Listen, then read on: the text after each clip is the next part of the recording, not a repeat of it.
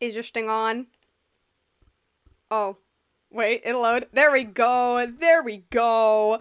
Do I just? My parents taught me. Oh my god. Okay. Well, let me just pass this ad because I'm like, do I, do I just put it back as background music? Yeah, sure. Why not? Just gonna wait for it to plop up again. There we go. All right. So, we are back in the stream. Thankfully, I was able to stream today, which is great because I wasn't really sure last time, but here we are. Let's see. I don't think it's gonna appear on screen, but let's see. I tried so hard and I got so far, but in the end, it doesn't even matter. No, it doesn't. Stop trying. But yeah, I mean, I don't really have much to say for this stream, honestly. Other than, I destroyed my mic last stream. Did not mean to, I'm sorry. Rarir's backstory was pretty interesting, but I basically already said everything I wanted to say, at that point, so I guess all I really got left now is to just continue the story, see what's up, and yeah, hopefully we learn a bit more about his backstory, since that's more or less what we're doing right now. And, yeah. I think I have heard some warning from my, is this too loud? I don't know if this is too loud. I have heard a little, this is Rarir's song. Yes, it is. I have heard a little, warning, I guess, from my brother, because he plays basically immediately after an update. I don't. I wait for a while.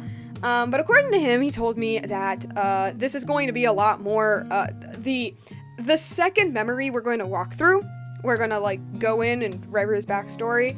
According to him, it's a pretty long one, and he tells me it's a really, really long one. We'll see how long it is until we get there, and if it does prove to be a little long, then maybe I'll just cut it partway through. I'm not gonna lie. But that kind of depends on, of course, like, how invested I am, and how, like, I don't know, how the story's going, how invested I am, how tired I am, stuff like that. But, yeah. I don't think I have anything else to say. Let's just start. Watch, it's like 20 hours. It's a 20-hour flashback that we're gonna have. And it is long, that section, I remember. Great, okay, cool. So now I do know it's long. But, alright. Let's cut off the music. Let's go back to the scary, spooky, infinite void. Alright, we were left here. I think we go... I forgot where we go. Wait. That is not the quest we're doing. What the? No. What is it? A world quest? Enable the world quest to better Whatever, let's move. I'll figure it out when we get there. Oh, they've been prowling around for nearly 2 days now. These things just won't quit. Oh, they might not have seen us yet, but them constantly sweeping the area, our way out is completely blocked. We'll just have to sneak past, nice and quietly. Oh, that's never gonna work. One little slip up and it's game over. If they spot us, they'll run straight back to Rerir. And once he knows we're here, it won't be long before he's breathing down our necks again. Be that as it may, we still have to try. Oh, guess you're right. All right, time to zip it.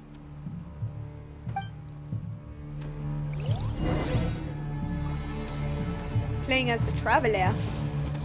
Avoid the patrolling wild hunt. Quick, hide! We almost got spotted. Thank you for telling. Phew, that was a close call. I guess I'm just walking.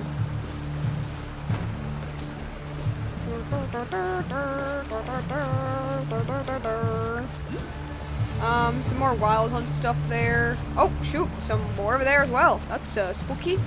Very spooky. Oh.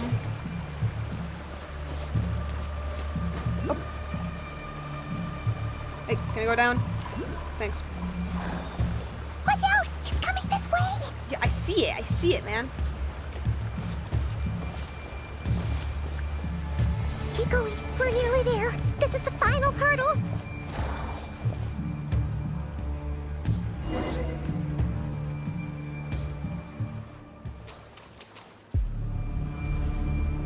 Oh, there's no end to these things. We can't keep going like this. Surely there must be another way out.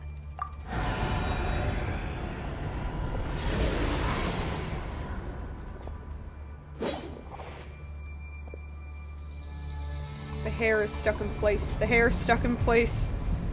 Did nobody see that? So why are they decapitated? Fire. Fire? Wait, what's that smell? Oh no, there's a fire! Oh. Wait a second, I think I know who this might be. I think I know. Rawr. Wild hunt. That was quick. There she is! There she is! Arlequino! Or is it Chino? I don't know the right way to pronounce it.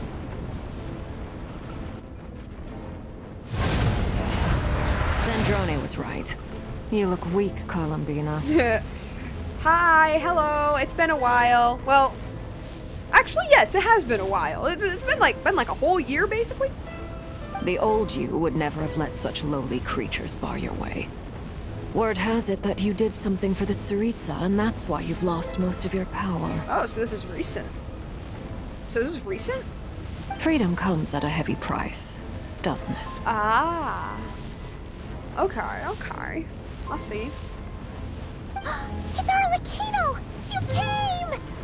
Hello again, Columbina. This is a cool And shot. greetings, guests of the House of the Hearth. Hello, hi. How's your son doing? It's been a while, Arlecchino.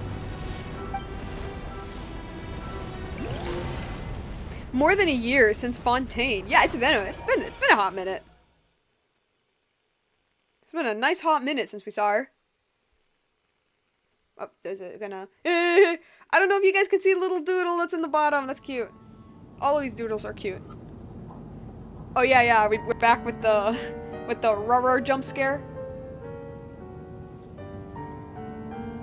Stupid Rerir of stupid Solnari. Whatever. I've got all the data I need. Next time we meet, you're finished.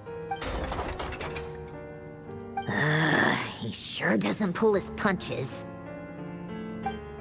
Excuse me, Hello? do you need a hand? Is that who I think it is? You can do me a favor by staying out of my way. Can't you see I'm busy? Wait a minute. I recognize that voice. So do I. Hello, Miss Sandrone. Father sent us over to help. It wasn't you, it was him. It was Fremine. Anyway, hey yo, it's the gang! They're back! How considerate of her. Yes. Hey, Fremine, get over here and help me fix this. Lenny, you do your thing. Just keep your sister away from my machines. Nearly every machine that cat girl touches ends up going haywire. Dang. Go put her on cleaning duty or something.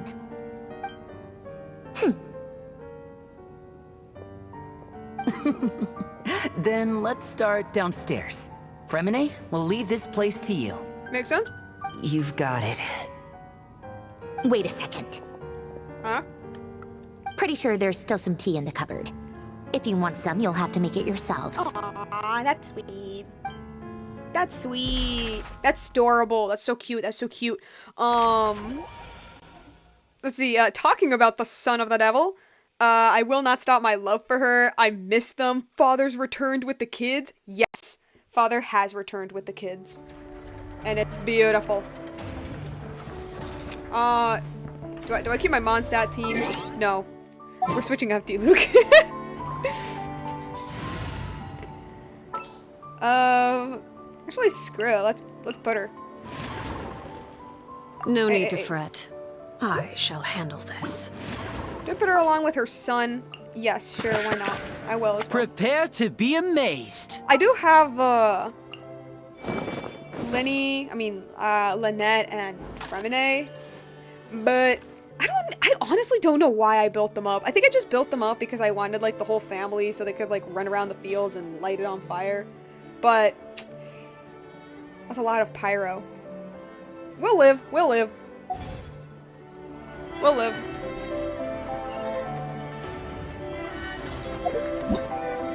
Why do I keep... Okay. Over there.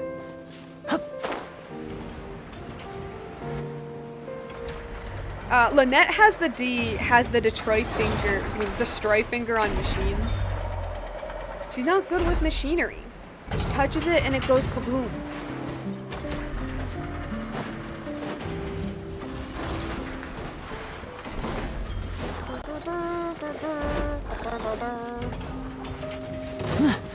Ah, what is it? What the heck is that? Is that a horse? Is that a horse? Yo, y'all, is this a... Wait. Let me get a good look at it! Let me look at it! Like a Pegasus looking thing? That's cool. But anyway, I don't feel like dying and it's... Bye-bye. I think that was a horse, guys. Enter the meeting place. Hey guys, I'm sorry that I'm hurt. I was just, cavalry? Is that the cavalry? Is that how Genshin horses look like? Is this how the horse of death? Is this how the horses look like in Genshin? You all made it back in one piece. Hello, sir. How have you been? How can I forget? How can I forget that he was here? Hi. I blew my mic at you last time. Absolutely demolished the mic. You couldn't hear a single thing. Hello. Huh? Feels like there's quite a few people missing. Where's Flint's and the others? And what about Nefer? I returned ahead of them. Flint is helping Aino and Anefa to set up the decoys and buy us some time. As for Miss Nefer... Boss is still wrapping things up on her end. She sent us back to fill you all in on the top secret intel we've been gathering. I see. Then let's get right into it. But first, who do we have here? You brought someone else in to help? Greetings. I was invited here to help as a longtime Tea Party companion of Columbina's. You may call me Arlecchino. Ah, another member of the Fatui Harbingers, I see. Greetings. Pepper became Lynette on destroying her mic. Yeah, no, yeah, guys, that was me. That was me. Surely it can't be. So you've heard of her? Those eyes. Oh, where have I seen them before? Wait, of course. In those memories we just saw. Ah, yeah, okay. I was confused at first, yeah. The only Arlecchino I know is the fourth of the Fatui Harbingers. My father. So either you share a pretty uncommon name, or you are more than just a Tea Party buddy. You are well informed, Grandmaster. A man from Mondstadt living all the way out here in Krai, and yet the people and affairs of Snezhnaya seem to hold a special place in your heart. Well, let's just say that the god of Snezhnaya might be doing some big earth-shattering things. And also the fact that one of my old members is kind of banned in that country, so yeah. Oh, the feeling's mutual. Sounds like you know all about who I am, too. A Fatui Harbinger. The atmosphere in here just got really tense.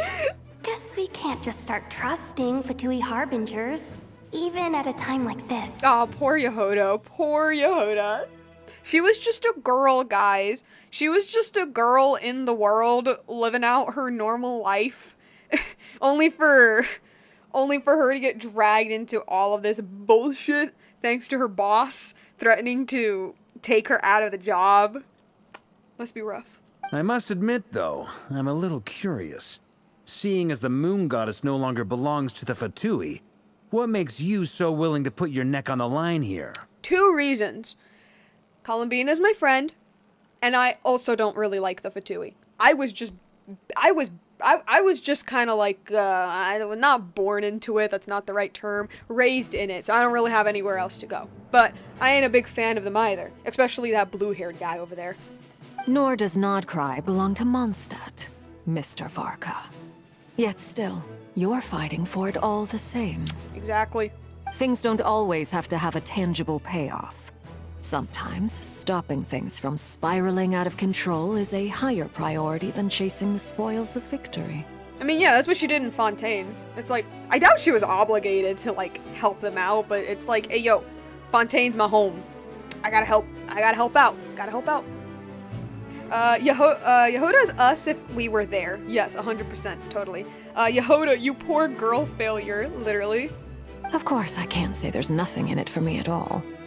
But that's between Columbina and myself. It's about the moon stuff. It's about her being related to the Crimson Moon. Somewhat, kind of, maybe. I don't know, we're just guessing here. Arlecchino was instrumental in helping us save the whole of Fontaine. I'm confident we can trust her. Forgive me. I don't mean to doubt you. Also, her son has a crush on us. It's just that the Fatui really have been the source of many of our troubles. You don't think they haven't been the source of my troubles as well? We have our own way of doing things here in Krai. But ever since they arrived, the Fatui have treated us with nothing but hostility. Hey, dude, same here. You know, when I was a kid, and we were run by the previous Arlecchino, if we messed up once during our little play fights, we would be sent over to the doctor. Okay? Fontaine is the home of her children, so of course I help. Exactly. I know there's been a lot of bad blood between us in the past. I've done my utmost to avoid friction whenever I could. But sometimes fundamental conflicts of interest simply can't be settled amicably. That's why I'm here solely in a personal capacity. This has nothing to do with the Fatui. As a gesture of good faith, I'll be frank. I can help Columbina track down the iridescent moon's marrow, which will help her restore more of her power. Aww. Anyway, what else is on the agenda? Let's begin. Arlecchino's she's so nice. Can I say that? Yeah, no, I mean, she is. Like, she acts really, like, cold, but she's, like, very nice, if you really think about it. Yeah. What is this? Linny flirts with a burning passion, no matter the twin. Exactly. She says she'll be frank, then completely skips over the details. Looks like she doesn't want to give away too many secrets after all. Dang, I guess she's frank now. But she clearly wants to change the subject.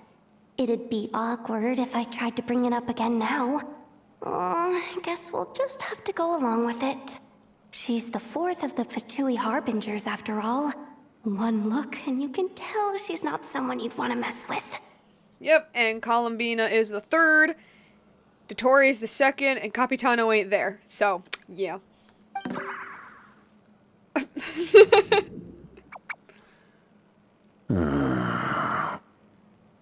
Well, since Miss Arlecchino sounds confident in her ability to handle that, we'll proceed to the next topic. Yehoda. Time to share that top-secret intel. Yehoda's too smart for her own good. All right, listen up, everyone. First, we now know that Rerir was originally a Conrian secret agent whose primary mission was to hunt down and assassinate the so-called Dregs of the Crimson Moon. Yeah, that must be awkward. Dregs of the Crimson That must be Moon. awkward. In the memories, there was a lot of talk about the Crimson Moon and Wait. Eclipse, Wait. and a whole bunch of other stuff from the time of Damn. Kalia. That's rough, buddy.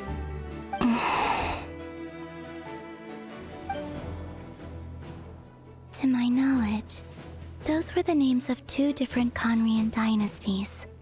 Long, long ago, it is said that the people of Conria worshipped the Crimson Moon, drawing a mysterious power from its reflection. Oh my god. Okay. I'm not gonna say I was right because it wasn't my theory. It was the theory of other people, and I just kind of grabbed it.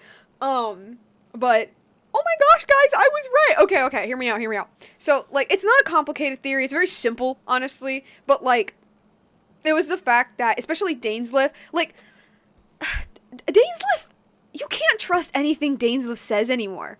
You really can't. Like, I feel like now Dainsleif has become such an unreliable, like, I guess, like, narrator, so to say. And it makes sense. Like, everything Dainsleif says makes complete sense in the context of the story. You know, he used to be a fairly more or less well-adjusted guy. I mean, sure, his teacher most definitely abused him, but other than that, he was fairly normal, right? And so, like, of course he's going to miss his homeland, and of course with the feelings about, like, what the gods did, and what the sinners did, and what the Abyss Order is doing, and it makes sense how, like, why whenever he talks about Conria, he, like, almost talks about an almost, like, not fantasized, but, like, romanticized version of Conria. So does the Abyss Order as well. But, like, their whole thing, Dane is losing his memories, but, like, their whole thing is that Conria was this great nation.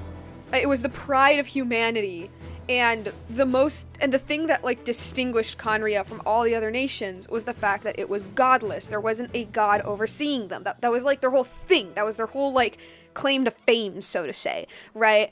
And again, it's a very simple theory, but the fact that, you know, they bring up the Crimson Moon, they talk, like, the Crimson Moon dynasty, just the moons in general, and them being connected with the Moon Sisters and blah, blah, blah, all that stuff, kind of sort of, like, led some people to think, like, what if they worshipped the moon? Which, oh my god, look at that, it's true. And I find that kind of interesting, because it's like, okay, like, on one hand, the god of the Crimson Moon is dead.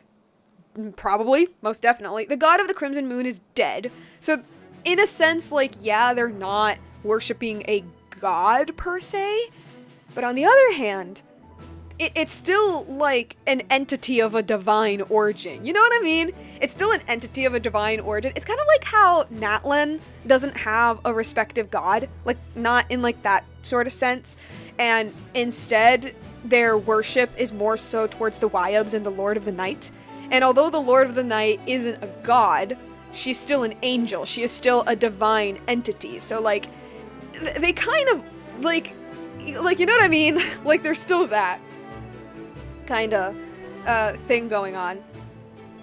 And anyway, yeah, it's just, I don't know, I get excited every time I see even, like, the smallest of theories get, like, confirmed, or sometimes denied. Like, it depends. But, like, I don't know, it's such a cool feeling to see, like, the game finally acknowledge something that, like, people have been thinking about for a while. What is it? He was cursed with immortality. Yeah, his memories must be a bit faded. Yeah, that's right. Actually, yeah, no, you guys are right. I didn't think about that. You're right. I was just thinking about it in the sense of, like, oh, Dainsleif is super biased. Which, I mean, he would be. I'm not saying this to dunk on Dainsleif. Like, it makes sense why he would, like, he misses his homeland, like, of course. Anyway, we can continue. But one day, Aku saw the Crimson Moon eclipsed. Hence the name of the new dynasty that replaced it. And how it became the new emblem of Conria. Still, long after the Crimson Moon dynasty had fallen, the last ruler of the Eclipse dynasty, the Vinster King, still coveted the secrets it left behind. So, he sent the Rerir of Solnari to secretly hunt down the Crimson Moon's few remaining followers. Okay. In those days, Rerir showed no signs of madness. In fact, He was just emo. he was as normal as any other person. He was just sad. Oh, and he had a fiancé, or at least a would-be fiancé, called Tholindis. Felindus. What's the matter? Just after Rerir regained his body, he called out that name. Verfnir, Rhindaughter, Flinders.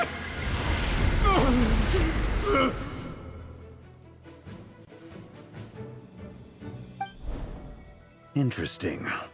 Anything else? What about this would-be fiancé of his? Do we know anything about her? If I remember correctly, something like her main thing of study was, Crimson Moon stuff. if I Well, remember. she was a researcher at the Universitas Magistrorum, but it felt like she was hiding some kind of secret. Oh, and one more thing. For some reason, Rerir's fragment also contained some of Tholindis' memories, though only a very small portion. Well, no shortage of potential leads, I'll give you that. In any case, it sounds like we can conclude that while Tholindis was still around, Rerir appeared to be lucid and quite normal. Tholindis, it seems, must have been the one thing in this world that he couldn't let go of. Tell me though, were these pure-blood Conrians we're talking about here? Oh. Well, yeah, considering that the Lindus does not have a diamond in her eye, yeah, that would mean that she's not, like, she's either not Conrian or just, like, a very small part. I think Rerir had the star in his eye, I'm pretty sure he did. Why do you need to know that? Hold on. If she was a pure-blood Conrian... The curse of immortality. She might still be alive. Oh yeah! Just like how it was with the captain! If we could somehow find her, do you think there's any chance Rerir might regain some of his sanity? Ah, so that's what we're doing. That's what we're thinking. It's possible. but it would take a miracle. We can't pin all our hopes on that. That merchant who Nefer knows, Dori Sangama Bay. Maybe we could hire her to look into it. All right then. Let's keep working in our separate teams.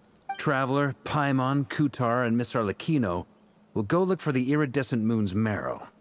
As for the others... On the way over here, I noticed that the Wild Hunt monsters had grown even more frenzied in their search for Kutar. At this rate, the people living here will be in grave danger too. So I'm thinking of gathering together some of our followers to go wipe them out. I'll head back to the curatorium and meet up with the boss. Feels good knowing we've all got something to be getting on with. Given that the Wild Hunt has been a lot more active lately, the Lightkeepers have likely begun their own operations too. If that is the case, someone will need to pass the news on to Flint's. I'll hold the fort for now, then discuss our next move with Flint's, Aino, and Anefa when they get back. All right then. Well, the clock's ticking. If that's everything, we'll be on our way. We'd better get moving too. We'll try to buy you as much time as we can. Relax. Just do your thing. Now, I decided to call in some backup since things are getting so hairy. Our reinforcements should be here any minute now. Stay safe, everyone. Dismissed.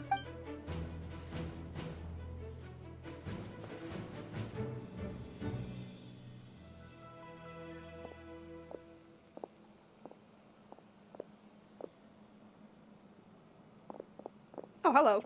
We're back. Did we get here a little early?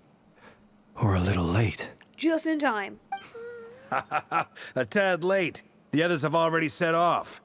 To summarize, our resident moon goddess has found us a new ally, and Boss Nefer has uncovered some promising info. Everything going smoothly on your end? Not great. I don't know how long we can stall them for. The decoys are getting taken out way faster than we imagined. I'm gonna make some more later, but I need a timeout first. I'm so tired right now. Oh, right! Inefa, could you fill in Uncle Varka on what we just discussed with Flint's? Sure.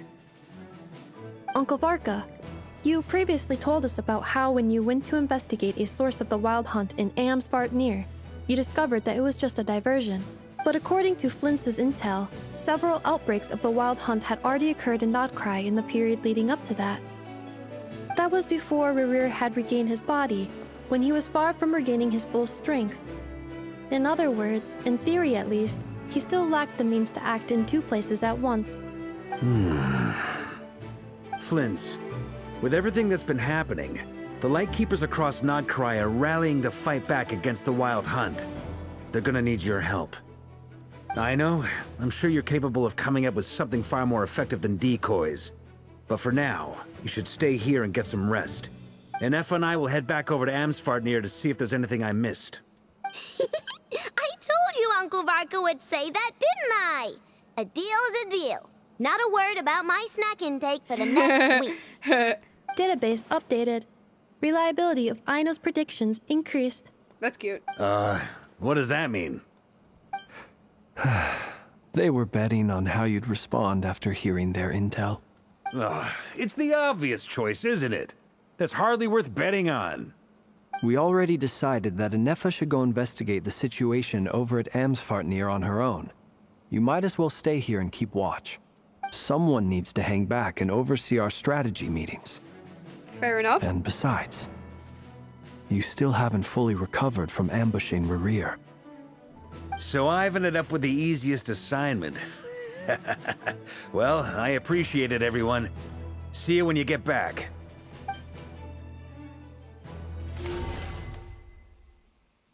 I can't wait for Varka to finally return to Mondstadt, and it's just gonna be a bunch of like day one models compared with a guy who literally looks like he's from a different game.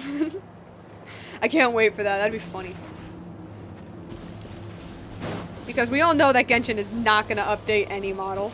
Like, if they are going to update some models, then they're probably just gonna, like, you know, like, smooth out some things, maybe add a little detail here and there, but it's not gonna be an overhaul or anything. Here, this will serve as a good spot to cross over. Arlecchino, hold up a second. Since you brought us all this way, would you mind telling us what you've got planned? We still haven't got the slightest idea what's going on here. And if even Columbina doesn't know where the iridescent moon's marrow is, how do you? Simple. Because I am an inheritor of the royal bloodline of the Crimson Moon. Do we know that? And one of the last surviving embers of the Two Worlds' flames. Wait, do we know that? Like, I mean, obviously the audience knows that. Does the Traveler know that, actually? I don't know, actually. Does the Traveler know? Ooh, maybe? Oh, I'm trying to remember from the... from her story quest back in Fontaine, because I played it. I don't remember if she ever told us. Nope, I don't remember. Sorry. Because I'm trying to remember if the, Traveler knows this. Huh? Guess not. Are you serious? Isn't you're a descendant of that Crimson Moon dynasty we were just talking about? The one from ancient Conria? Indeed. Your surprise is understandable. I was also taken aback when I first learned of it. But the more I thought about it, the more I realized the signs had been there all along. The X's in my eyes. When I was young, I discovered I could wield a very special kind of fire.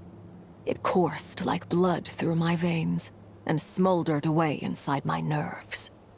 What's more, whenever I experienced strong bursts of emotion or drew too deeply on this power, it was like some kind of presence within the fire would begin to gnaw away at me, consuming me from the inside out. And that's why her hands are all black. Because I remember in the animated short they did of her backstory, they show like whenever she gets like too emotional or whenever she feels like any strong emotion, the like blackness, I guess, starts to go all the way up her arms. And if I remember correctly, I might be wrong. But I swear she mentioned in her story quest that like once it's like high enough up her arms, or like once it reaches like a certain point, it could kill her, which is why she has to keep her emotions like subdued. I'm just trying to remember. Doubt they'd update the models. They haven't done with any of the old Honkai impacts, so I doubt they'd do that with Genshin. Yeah, I'd kind of doubt that, honestly. Oh well. Your hands. Exactly. That is why my hands are like this, too. At first, I saw it only as a curse, but once I became a harbinger, the jester apprised me of the truth. Together with my own investigations, over the past few years, there are several things that I have gradually come to understand. And thus the people who did not play her quest realize, wait, those are not gloves? Those are her real hands? For instance, take the so-called Crimson Moon. In truth, it is nothing more than the shattered remnants of the iridescent moon, fused with the abyss to prolong its lifespan. Okay. That makes sense, actually. Alright. Since this blood flame was bestowed upon me by the Crimson Moon, it is a fusion of the iridescent moon's former power and the corruption of the abyss. Okay. You all understand the nature of the abyss well enough. I draw upon its power, and in return, it hungers for my soul. This strange blackness is the mark of corruption it has left behind. Okay. If I recall correctly, you once told me that if the corruption ever made it to your heart, I was right. you'd become a completely different person. Oh, I thought she died. Yes. And that's the reason I'm always careful not to push my power too far. It's essentially a never-ending tug of war. Whew. Sounds intense. Anyway, the rest of my story can wait. No one cares about Is that. there anything else about the Crimson Moon or the Iridescent Moon that you're unclear about? So, like, Conria, eh? Paimon has a question. So, the Crimson Moon that the Carians used to worship was actually the iridescent moon, right? Which was one of the three moon sisters. Yes. Does that mean that the Carians were to the Crimson Moon as the Frost Moon Scions are to the Frost Moon? Good question. So much of that history has been lost. We have no way of knowing exactly what they were like. But I would suspect that the Conrians weren't as devout in their moon worship as it might appear.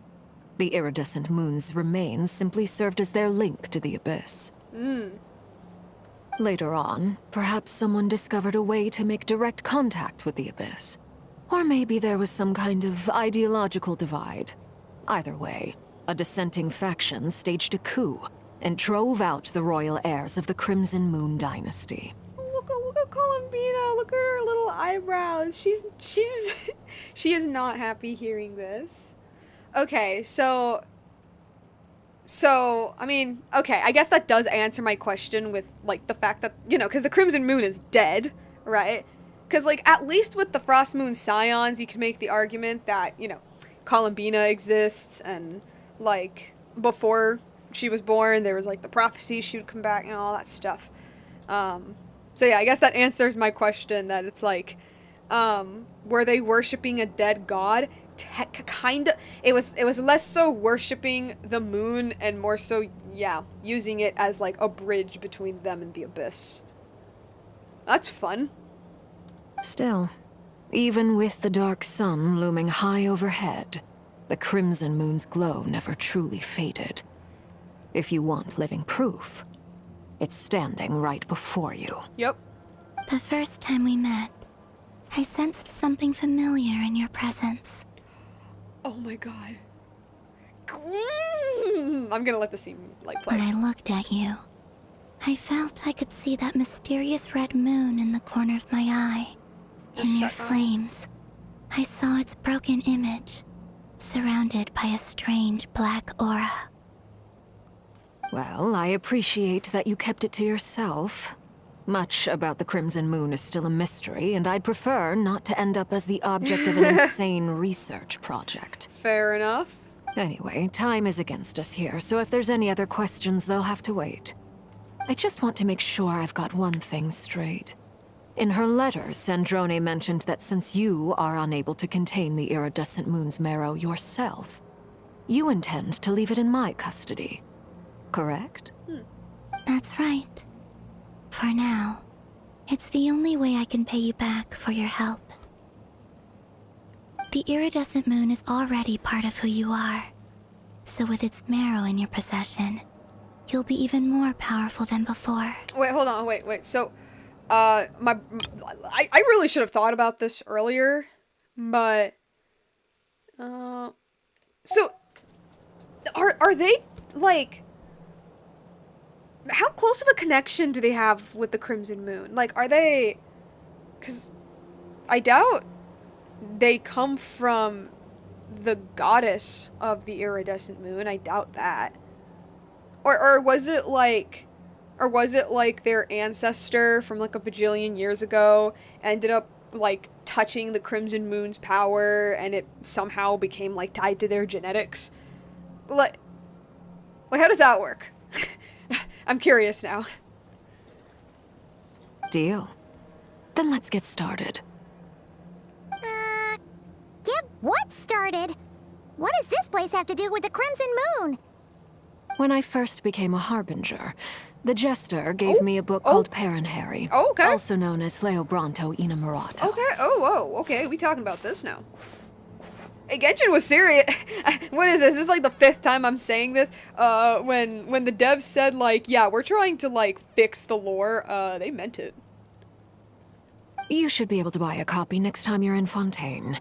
It's a love story set in the Crimson Moon era. Kind of. But setting aside the tangled romances of its characters, it also records a few interesting details.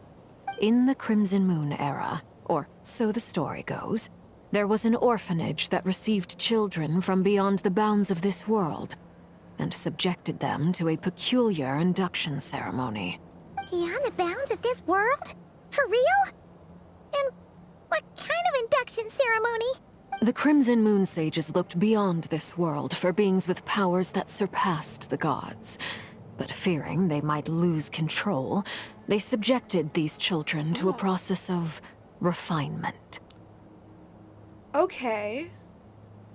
They made these children crawl up a fireplace and kept asking them, "Have you died? Did you see it? Until they finally admitted to having died and seen a crimson moon. Yep, okay. She's just summarizing the book. The adults embraced the children who passed the ritual, telling them, within the fireplace, you have traversed the flames between two worlds. Here and now, you are born anew. The book leaves much unsaid, but I suspect that this was their way of branding the children they had enrolled, leaving an indelible mark upon them so that they would forever live in the Crimson Moon's light. Okay. That explains why I can't sense the Crimson Moon's marrow in this world.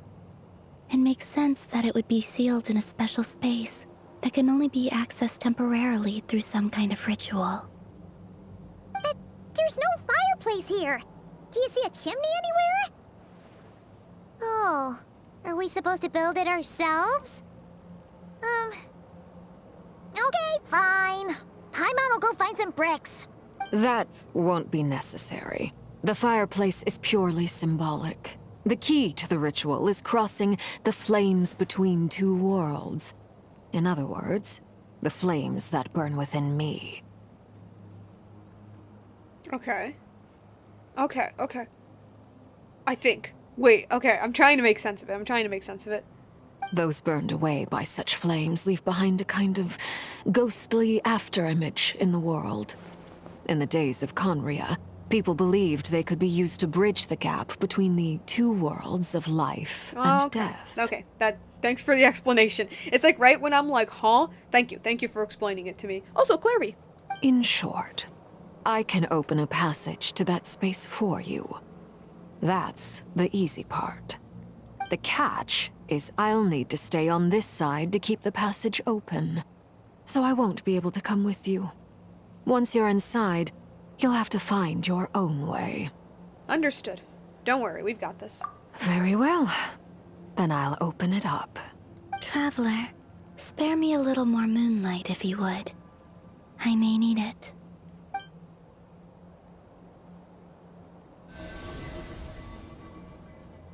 Thank you. I feel like I've recovered some of my strength now. It should be enough to move us across short distances and confront whatever dangers might await.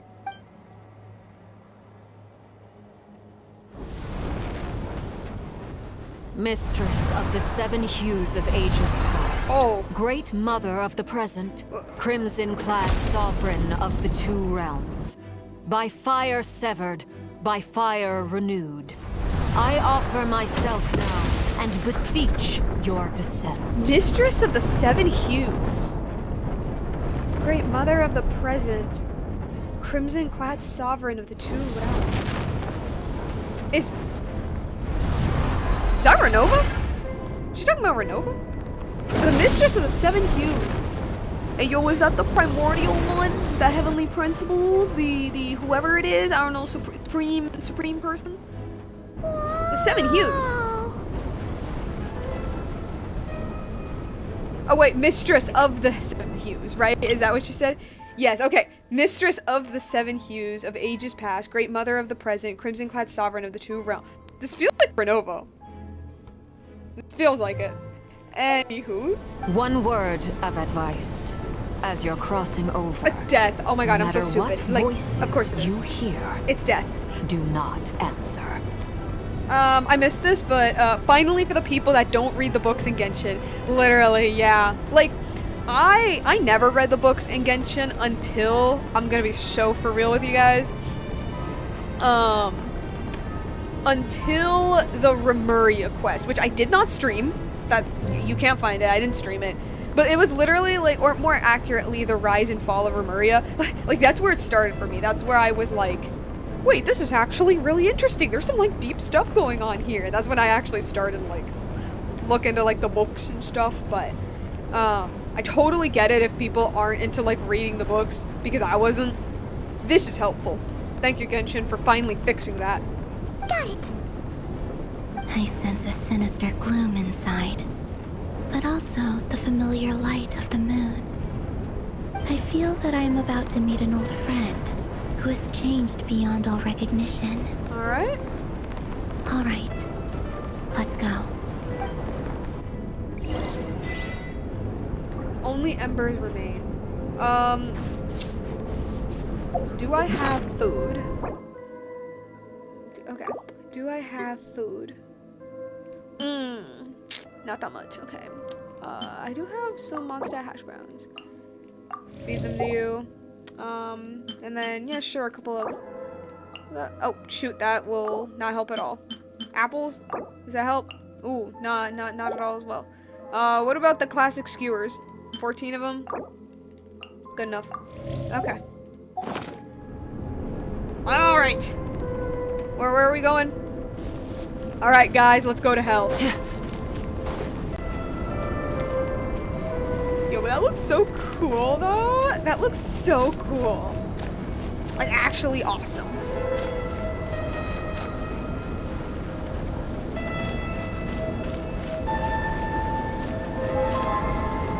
May have some cooking time? No, we don't have cooking time.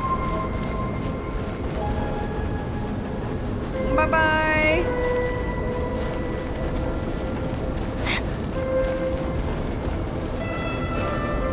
Wow, flashbang. What a flashbang.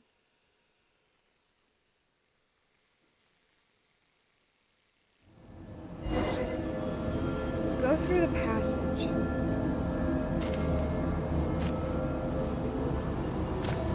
I sense your presence Oh, and crave you death. hello. Is this... Why are you? Why am I what? Over from another world. Yes. Transcended fate itself. I have no right to. Yeah? Who are you?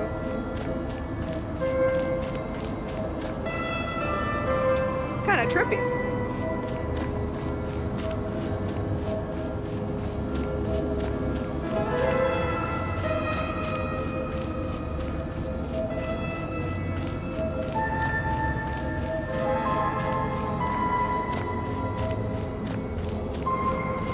Just walking through.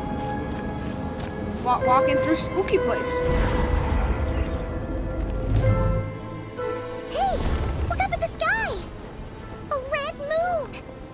This must be the spot, right? Huh? Is that the abyss?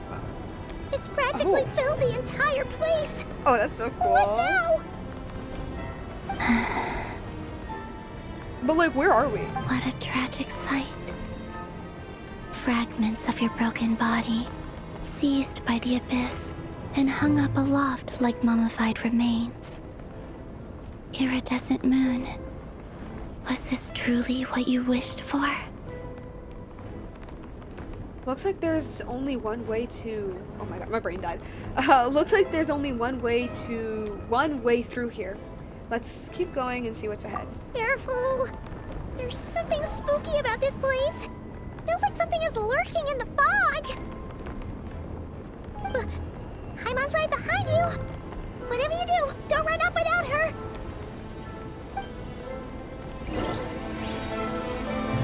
So that's what happened with canon. Because I'm pretty sure the iridescent moon is canon. And way back in that old Lua book, canon was the one hinted at By too. the way, Kalambina, didn't you tell us that the iridescent moon had shattered into pieces? The moon up there looks pretty whole, Paimon.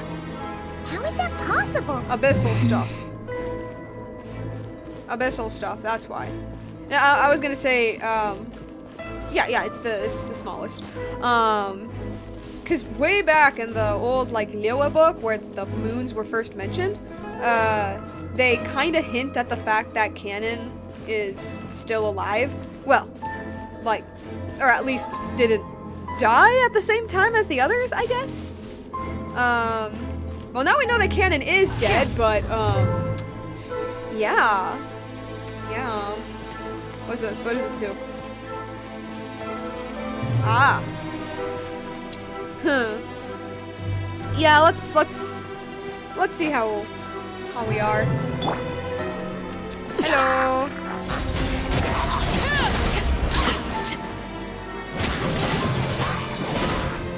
Easy.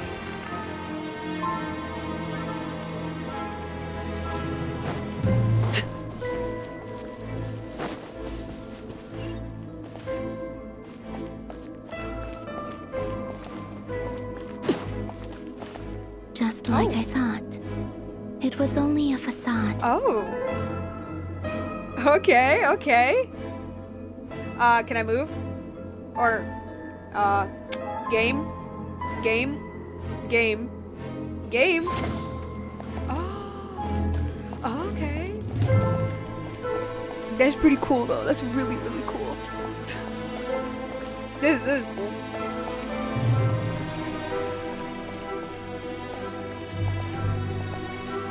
Hello.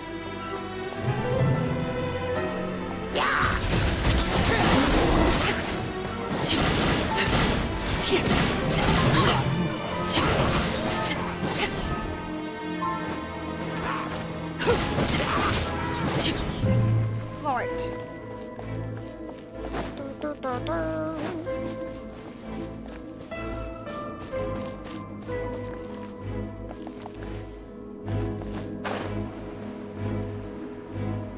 So, like, where are we exactly?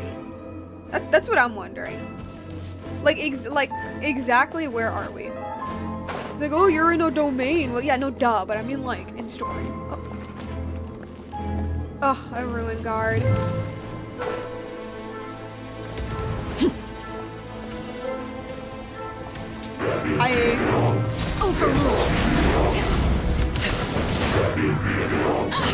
I did not appreciate that.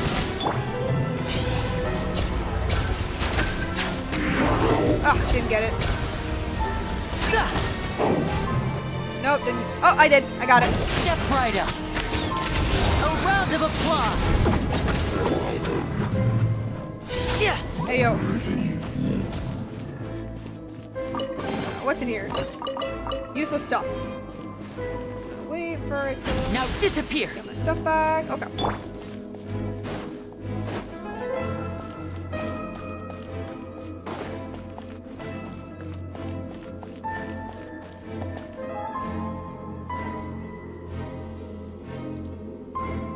Huh? So the iridescent moon's marrow is up there in the sky? Huh? For real? That's way too high! There's no way we'll be able to reach it! Hey, Columbina, I saw you flying. Can you do that? No. I'm not sensing anything up there. It's coming from under the mountain. Let's see... Ah! There's some kind of weird shadow over the water! Wait, see that? Looks like a mechanism of some sort. Let's check it out!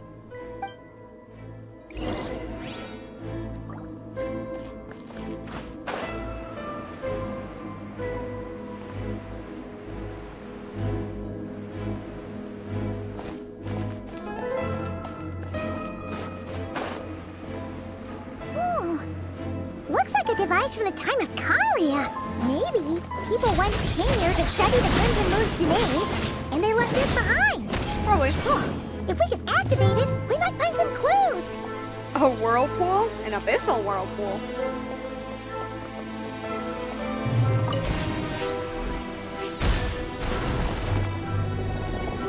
Alright. So you guys, it's a cannon, right? Because that's the name of the iridescent moon. You get it? You get it? Hey, look at that!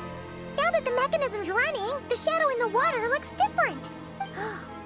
Do you think these mechanisms might be the key to unlocking the secret? Let's try to find more of them! Felindis, we'll leave the rest of the research in your hands. Okay. We'll be heading back now. I hope this isn't ruining date night. Oh. Who's... Vilwis? What the... Snorri? Are these code names? Snorri. Ugh. Mind your own business. Just leave me some snacks on the table. Oh wait, are those just people they're with? Felindis? Is that Rarir's girlfriend? How come we're hearing her voice here? Didn't Nefer previously mention that she was a researcher at the Universitas Magistrorum? Oh yeah. So, she was studying this strange space all along? The Abyss has made this space extremely unstable. Maybe that's why some of the things she said and did were preserved here. Like echoes. Or after images. Whenever I see this view, it takes me back to a poem from my childhood. Waning moon, oh lifeless damsel, weeping on the mountain crest. Mourning still in wistful tone, her fragile soul now laid to rest. For me, of all people, to be here investigating the mysteries of the Crimson Moon space, is it a coincidence or something more?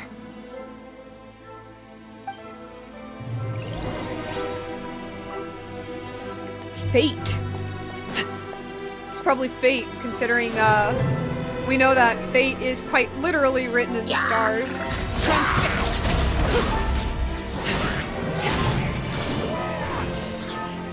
Wait a second! Wait a second! Are we killing the people who used to be here? Cause they're Conrians? And they turned to Hilichurls? And are we killing the Conrians that was here? Did we accidentally kill the Lindas? Is the Lindas just a random Hilichurl model floating around here and we end up killing her by accident because she's just like a random Hilichurl now? I just thought that. Hey, yo, Genshin, that's messed up. Looks like the Abyss has messed up this mechanism. We need to find a way to get it working again. Let's see if there are any other devices nearby. That would be fucked up. That would be hella messed up. Like, oh well, doesn't stop me from getting their goodies. So what? My adventure started in Mondstadt, and I still have the Mondstadt brain. I remember when I downloaded this game for the first time 5 years ago, and the second I saw these Hilichurls, because I so badly wanted to play Breath of the Wild, I said, ah, it's the Bokoblin ripoffs. That's literally what I called the Hilichurls back when I first downloaded the game. Bokoblin ripoffs. Oh, how the turns have tabled.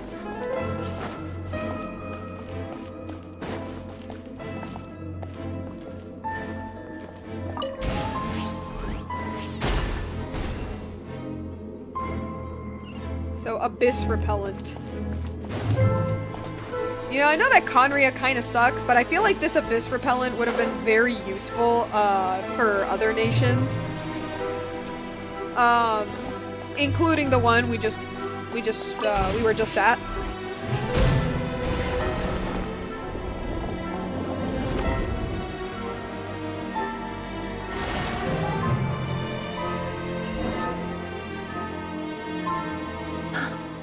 I see. So the moon marrow, or rather the power of the 3 moons, is the key to unlocking... Redacted. That'll be for endgame. If it really does exist, then maybe this madness can finally be put to an end. That's info for endgame, guys. Okay, one more.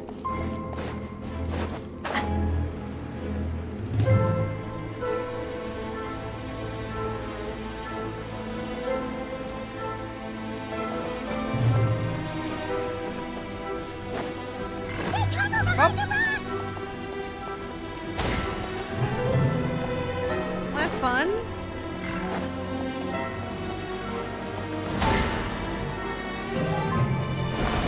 Okay. Gotcha. If you use your power to cleanse it, maybe you can get it working again. Card. Can I climb this? Of course I can't, because this game hates me.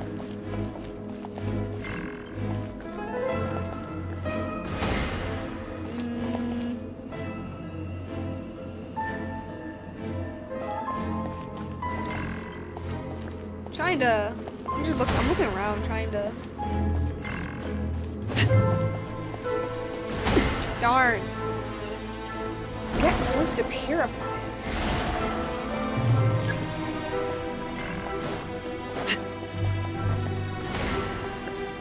Do I go like up here or something?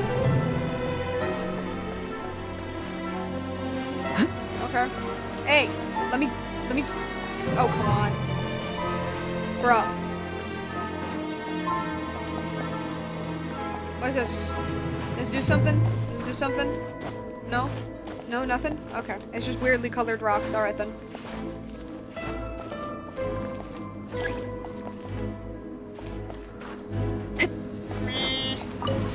There we go.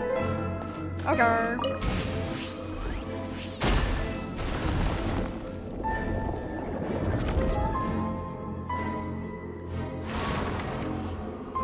It's a reflection. Or it looks like a reflection.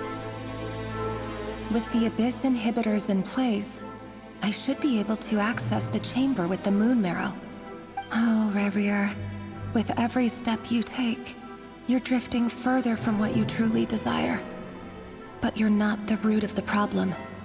Ever since that outsider set foot in Conria, the Vinster King has sunken deeper into madness. Is that our sibling? Is the outsider our sibling? That is very sweet though that Thelindis didn't let what the kid said to her to make her go, no, Rerir betrayed me. I love that she can see like the like, oh, it's, how do I put this? It's not Rerir, it's society. Okay, not society, it's the king. And it's the outsider, and it's the powers that be. If only I could get my hands on that outsider. Oh. Oh. Oh, what does that mean? Okay.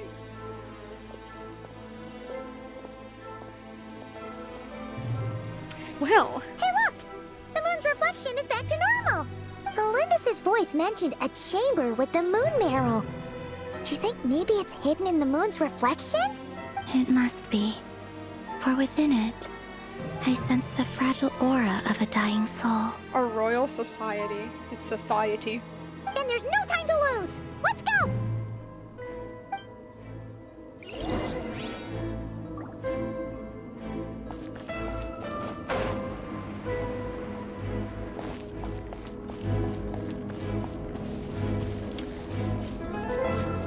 Alright. Let's jump in. Alright, red sparks. Oh! Alright. Sever the abyssal fetters.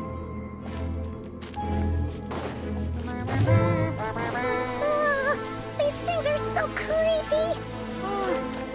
Looks like we'll have to destroy them if we want to get to the iridescent moon's marrow. Makes sense. Oh.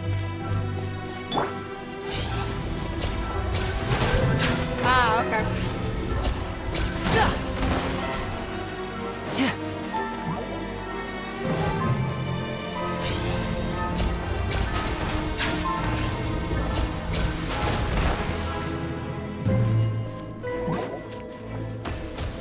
Step right up. Nah, we good. That must be the iridescent moon's marrow! Oh, but we'll need to destroy these things before we can reach it! The king must be crazy for our twin. That began to genocide an entire dynasty. I mean, yeah, that's what's going on. Yeah. Oh, ew, it's Riftwolves. Ew. Okay. Hopefully they're weak. Hey guys. Transfixed.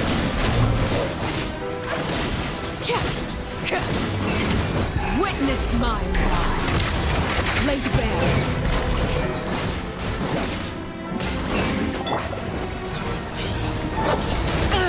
Okay, that's yeah. Here comes the finale.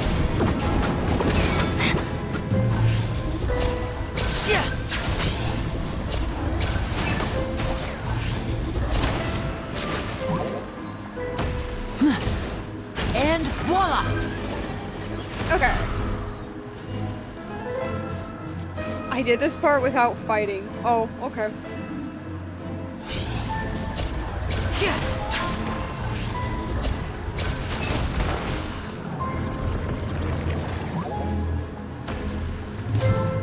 Alright.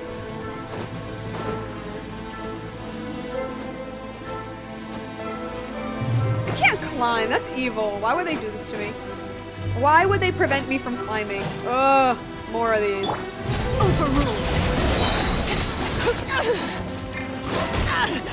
Okay. Everlasting as the moon! May I present? Oh. Let the world come alive! Yes. I'm going in! Everyone's dying.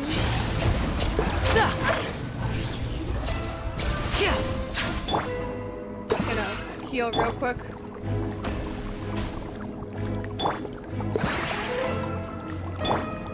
Now disappear! The show begins! It's for the extra heal.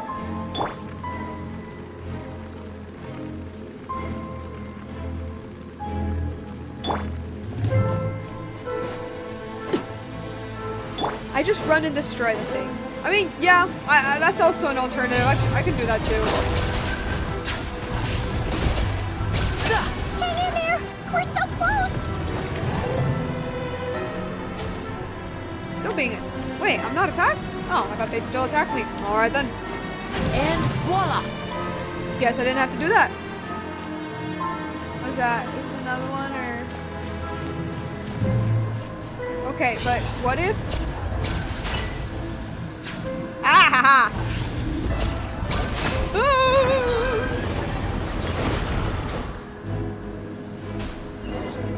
Yay!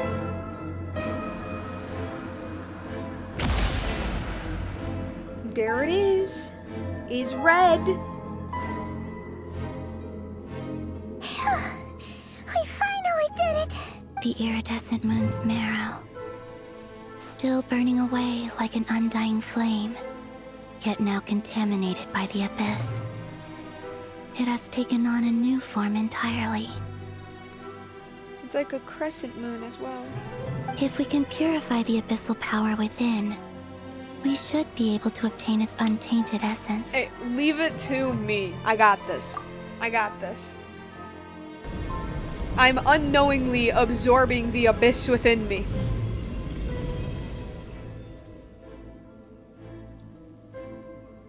It's all red. It's so cold.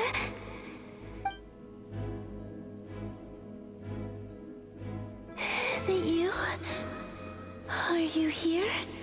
Huh? Are you talking to us? At long last, I can see you once more.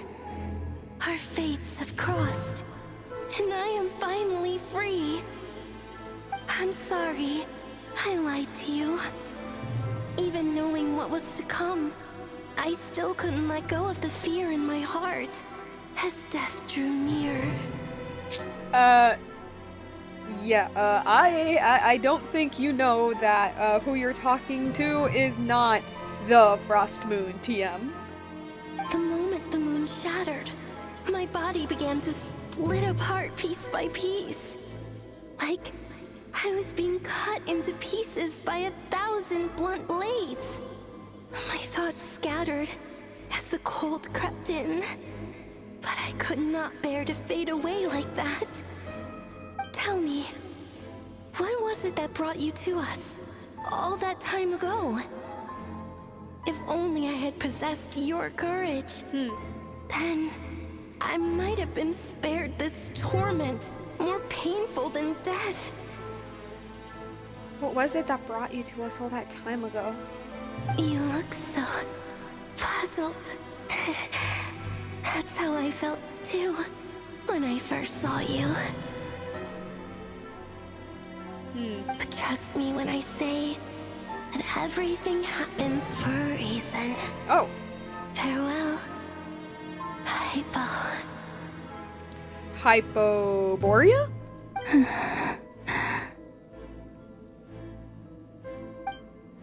What was that all about? Was that the goddess of the iridescent moon? It sounded like she was speaking to a long-lost friend. But none of us have ever met her before, right? I think she was talking to the Frost Moon. The original Frost Moon. Perhaps. She took me for the goddess of the Frost Moon she once knew. For a fading soul like hers, our auras must be too similar to tell apart. But anyway, we've got the iridescent moon's marrow now. That should help you regain your strength, right? Alright. Time to leave this place and meet back up with Arlecchino. Let's go! Would she even be able to have it though? Oh, cutscene, cutscene, cutscene! This place looks different than when we came in. Cutscene! Waning moon, Huh? oh lifeless damsel. Oh. Oh, they're falling? Yep. Hurry! The place is collapsing! It wants to trap us here. The abyss? The abyss? Now we've taken the moon marrow. All that's left here is a dark will. It will show us no mercy. Look at the way she's running. She's so floaty.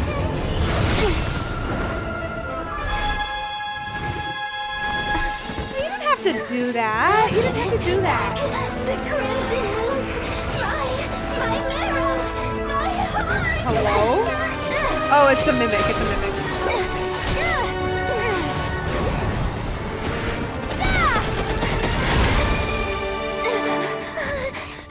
Finally! Huh? Oh no! The exit's blocked!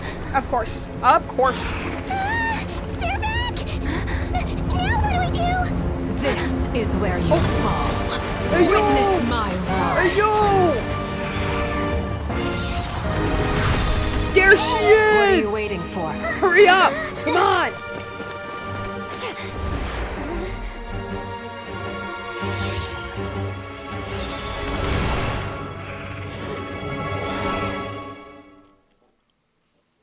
And now all that is left is the abyss. Yeah, that's fun. That's really fun. I can't imagine how it's in Conria currently. I know Conria was destroyed, but like, there's some people who are still alive who they're not completely dead. You know, like Kaya. we made it! You know, wherever the heck Kaya comes from. You know, like, sucks for those people. You know, if maybe there were a few of them who still had something for the Crimson Moon, it's gone now. It's gone now. Every time you try to contact it, now it's just Gasoithoth, but less blue. Is that you, Arlecchino? Did you save us? Well, yeah, no, duh.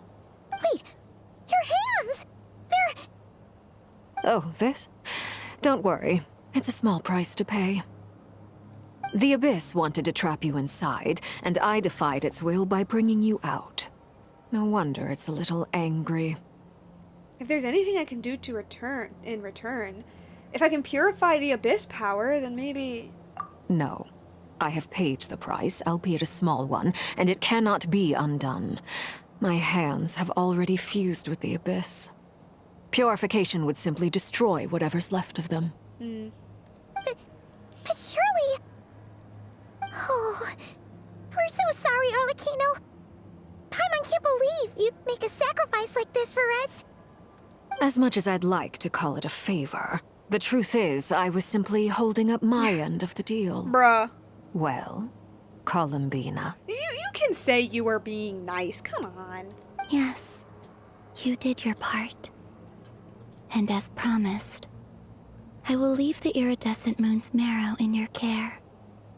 From this day forth, may the two worlds' flames burn ever more brightly.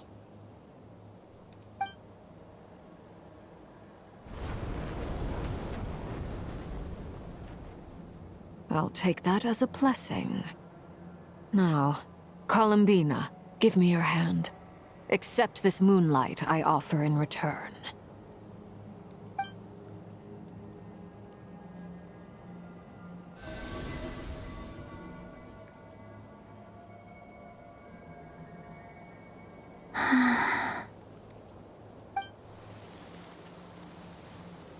The flowers are blooming.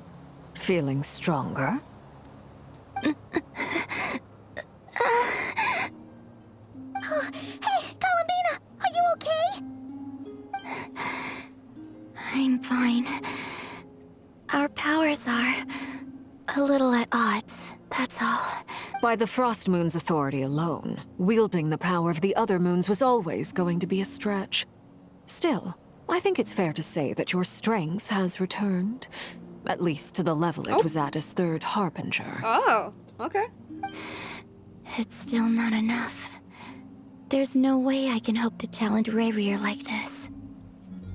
Just one more ray of moonlight, if you would.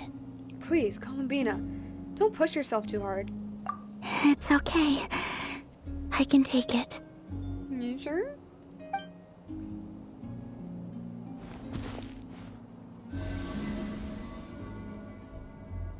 Aww.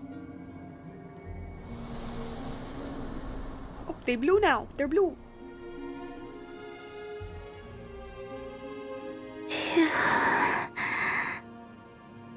How about now? Fighting fit? At the very least, I won't have to stay hidden like before. I want to see him gone from Not Krai. The Rarwr of Solnari and his wild hunt must be sent back where they belong. Well, it's good to have something to aim for. You certainly seem more alive now than you did earlier. When I first met you, you didn't strike me as a ray of moonlight. More like a wisp of fog drifting in from who knows where, ready to scatter at the first sign of a breeze. You gotta believe in yourself, girly. Exactly. But now, you're full of vitality. Just like the Frost Moon, once the brightest of them all. May you keep shining, Columbina. Aww. This is who you are. That's cute. That's really cute. Thank you. That's so sweet. Look after yourself too, Arlecchino. I know you have plans of your own, and that's why you're always seeking to grow stronger. But whatever you're after, don't let the Abyss take a hold of you. I do not wish to see you go down the same path as Rerir. I appreciate the concern, Columbina. Although perhaps it's time you took a new name. Oh? A new name? Oh, okay. I thought we were just gonna call her Columbina. Like, yeah. Kutar, the Moon Maiden, Columbina. They're nothing more than code names. They describe who she is and the roles she's played, but they're not her real name. Oh, look at her little face. We often use code names in the House of the Hearth, too. But it's knowing your real name that keeps you grounded. Up till now, you've been living a wandering life, so you've probably never really cared. All I'll say is this. Once you've defeated Rerir, give it some thought. Are we gonna name her? Are we gonna name her like with Scaramouche? All right. That's it from me. I'll get you back safely first, then go meet up with Sandrone. You're the best! Let us know next time you need a hand. We'll be sure to return the favor. I appreciate the gesture. It speaks to your good character. Anyway, let's get going. There are more urgent things to do right now than trade compliments. Hey yo, and Act 3 is completed. I wasn't even sure if I completed it earlier and I was just being crazy or what. But It was a close call, but we got the iridescent moon's A mirror, nation that and we doesn't scored Columbina's exist. strength, Ooh. and that's all that matters. In other words, mission accomplished. Paimon wonders how everyone else is doing. Only one way to find out. See, this thing is blocked now. Can I Oh, it's just a little game thingy. Okay, so yeah, no. Oh, come on. That's horrible. Yeah, so I think like I said earlier, I think I'm just gonna keep going until we get to the second, flashback thingy with Nefer. So might as well let's just keep going. Because yeah, I was warned it's pretty long, as I mentioned earlier. So I think that's a good time to end the stream, yeah.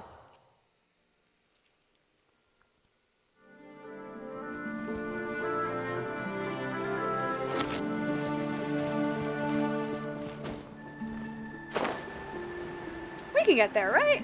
Yeah, we can get there. It's fine, it's fine. So I guess I'll mention like a little connection that I saw. So all of the Fatui Harbingers are named after character archetypes from the Commedia dell'arte, which is like old Italian comedic theater, right? And Arlecchino represents the Harlequin. Yeah, Arlecchino represents the Harlequin. They're all clowns, by the way. All of them are clowns. They just inhabit. Look at the puffin! Look at the puffin! All of them just follow like specific archetypes. So yeah, Arlecchino is supposed to be the Harlequin. Everybody else has like their same names though. And the thing is that nope, we're not dealing with that. No! Let me talk. Oh my gosh. No. Okay. So in the Commedia dell'arte, Piero is in love with Columbina. Piero is in love with Columbina, but Columbina is always like, she's always with the Harlequin, because the Harlequin is just a much more like happy-go-lucky, like this is how it is in the Commedia. The Harlequin is a much more like silly, happy-go-lucky character. He's like a better musician. Like, he's just confident. The Harlequin is very, very confident. Meanwhile, Piero is a sad clown. That's basically his personality. He's sad, and he does his best to try to impress Columbina, but he can never properly do it. And like, he tries to impress Columbina. Columbina's like interested. This is no time for distractions. Shut up. Seriously, you have a great Stop. Yeah, Columbina gets interested, but once the Harlequin enters, then Columbina goes with the Harlequin, because the Harlequin is just a much more like lively character. So the Fatui are secretly an entire circus. I think the Fatui literally means the fools, if I remember correctly. So yes. But anyway, and there's like a part of me that wonders if there's any real connection there, because, you know, like in the game, Piero, Columbina, and Arlecchino are such different characters, you know what I mean? So, like, I doubt Piero is after Columbina's heart, you know what I mean? But I love the idea of Arlecchino and Columbina having this little friendship because of their connection with the moon. And Arlecchino always wanting to look out for Columbina, and with Columbina vice versa. I think that is adorable. I think it's such a cute way to like, I think it's a cute way to like use the character, like the character's history, I guess, without really going on to anything romantic. Like, they're good friends. They care about each other. I think that's sweet. Something you wish to report? I am waiting for what the deal with Piero is. Like, what the connection between Piero and like, there's already some connection. There's Piero with Arlecchino, where I'm pretty sure it was Piero who told her that she was from the Crimson Moon Dynasty. Piero himself is from Conria. And then I wonder what his connection with Columbina is, because like I said, in the original Commedia, Columbina gets along very well with the Harlequin, but Piero is the one trying to chase her heart, but he can't because he's sad clown. Anyway, let's get moving. Oh my god, it's another Pegasus. Not now. Bye. Ah! Let me move! Oh, do you think the others are making good progress? Berlini's dead. Hope it's all going smoothly. Oh, hey look! They made it back as well! Hello. Flintz! Rama! How did it all go? All is well, thank you. Nefer and Yehoda had to stay at the curatorium to wrap things up, so they won't be joining us for now. I ran into Miss Anefa and Miss Aino on the way back. Their work is still in progress, so I suspect they won't be back for a while either. You seem rather cheerful today, Mr. Flintz. I don't know, he sounds the same to me. I certainly am. I achieved what I set out to do and came away with more than I bargained for. More than what you bargained for? Fighting alone can get quite tedious. Guys! But I had the good fortune to run into a pair of brave young warriors. Yo! Oh, this must be crazy for the people who haven't played in forever. Imagine We meet again. How have you been? Imagine he's behind him. He's behind it. Yeah. Albedo! What are you doing here? It's been too long. I'm guessing you're here to see Varka? That would be a natural assumption to make. Oh, also. It's also the correct one. Also, Albedo's back. Albedo's back. Albedo's back. Like his voice, Koi is back. Koi's back to voicing him. Hi, Koi. It's been forever. These two courageously lent me a hand while I was fighting the Wild Hunt. When they told me they were Sir Varka's colleagues, it all made sense. And given how people of outstanding talent tend to cross paths, it's no wonder you're already acquainted. So, who's your travel buddy, Albedo? He's from behind. Why don't you come and introduce yourself? He's so shy. Oh my gosh. Look Look at him! Imagine telling somebody 5 years ago. Imagine someone telling somebody who played like way back during with the Dragonspine update and be like, "Hey, remember that giant skeleton in Dragonspine? This is him now." Like, imagine telling that to people. A gentleman of few words, I see. And a rather stern countenance. I presumed you were acquainted with him. Is that not the case? Wait, those horns.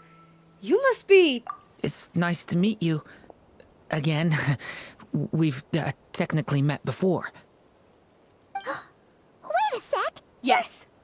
You're Minnie Durin! That's right. It's me. I'm glad to see you again. By the way, he says it's okay if you drop the mini. Fair enough. That's completely fair. Yeah, I'm not as mini as I used to be. Interesting, isn't it? The first step towards blending into human society appears to be reflecting on whether one's name really reflects who they are. Huh.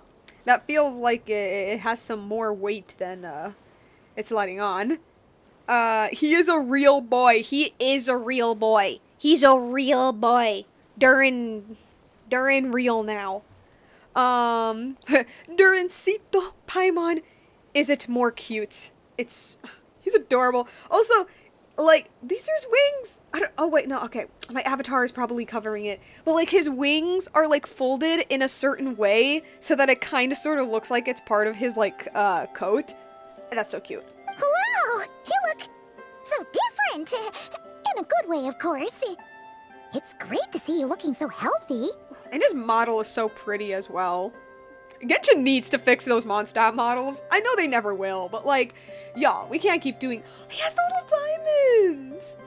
He has the little diamonds in his eyes. Oh, this is so cute. This is so cute. Thank you, Paimon.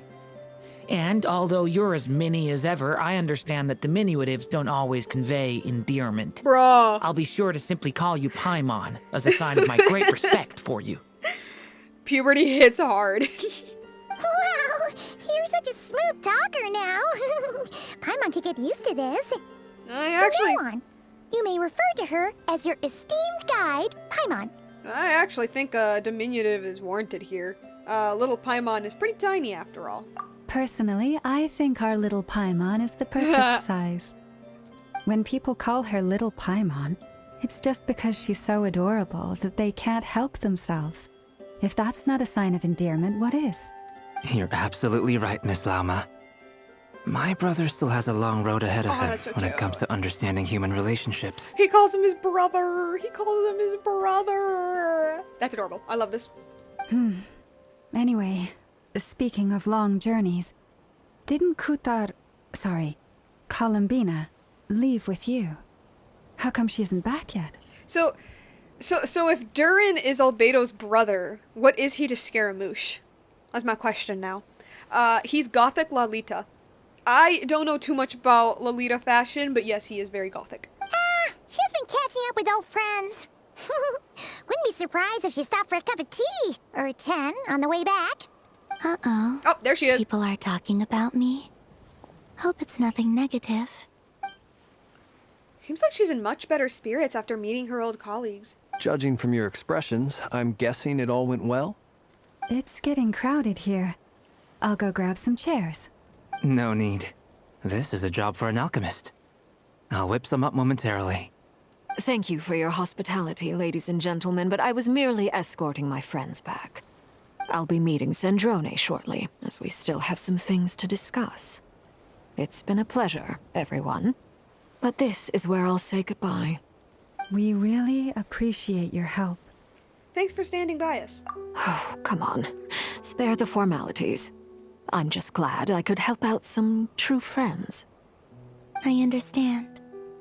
Well, bye for now, Harlequino.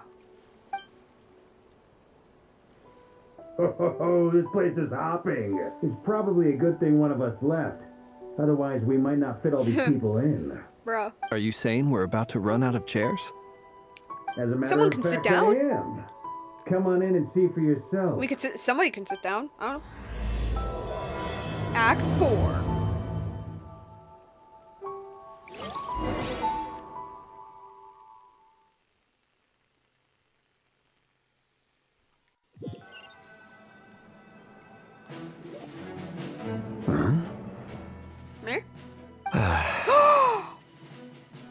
Yo, the whole gang's here! The whole gang is here, guys!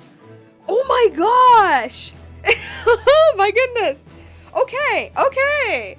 This is whack. This is so whack. It's so cool, yet kind of whack seeing all of these characters together in something that's not an event quest, you know what I mean? Because, like, obviously event quests are, like, typically are used for that, but it's so cool seeing it like in a main story quest. We are approaching endgame. I am not ready. Okay. Hey Dane, we heard you back when you were normal. I overheard your little chit-chat outside, by the way. With Miss Columbina's colleague gone, we should be back to the original crew plus the other colleagues I brought in. Though, it looks like we have another new face. Someone else managed to rope in a colleague too? Sorry, he's probably here for us. Frankly, you and Paimon are the only people I know here. Yeah, I figured. That makes sense. Dane? Here? Not in a specific story quest, right? This here is Deansliff, colleague of Tibet's greatest guide, Paimon, and greatest adventurer, the Traveler. Well, not exactly colleagues, more sort of friends. Yeah, let's go with that. When someone else jumps in to do the announcing, you know you're speaking to someone important. Let's hear what he has to say. I consider myself a self-described pessimist. Note to self. Once Paimon knows your name, the rest of the world will soon follow. When he comes looking for us, it's usually something important. Paimon's guessing you've heard about the Wild Hunt, then. From the looks of it, you're about to hold a meeting. If I were to say that the Wild Hunt is our mutual enemy, would that earn me a seat at the table? I was just thinking, but the title and thumbnail for this stream, it does not fit. It does not fit what is going on at all. I thought we were going to learn a little bit more about Rarwr. This is cool. I'm not saying that this ain't cool. This whole thing is awesome. I'm just more so thinking like, dang, that thumbnail has nothing to do with this. It's a tad clickbaity, I don't know. As the saying goes, the enemy of my enemy is my friend. Fair Mr. enough. Dainsliff, there's a seat with your name on it. So who wrote that in the Genshin verse? Though, I can't promise the same for everyone else. Hey, Albedo, think you can rustle up a couple more chairs? After all this time apart, Grandmaster Varka's first order is to rustle up a couple more chairs. I've missed this. Is he being sarcastic? Hey, he's your brother. Why are you asking us? Or I thought you guys might know.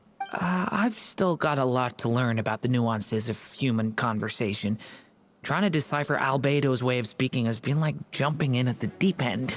Yeah, that must suck, actually.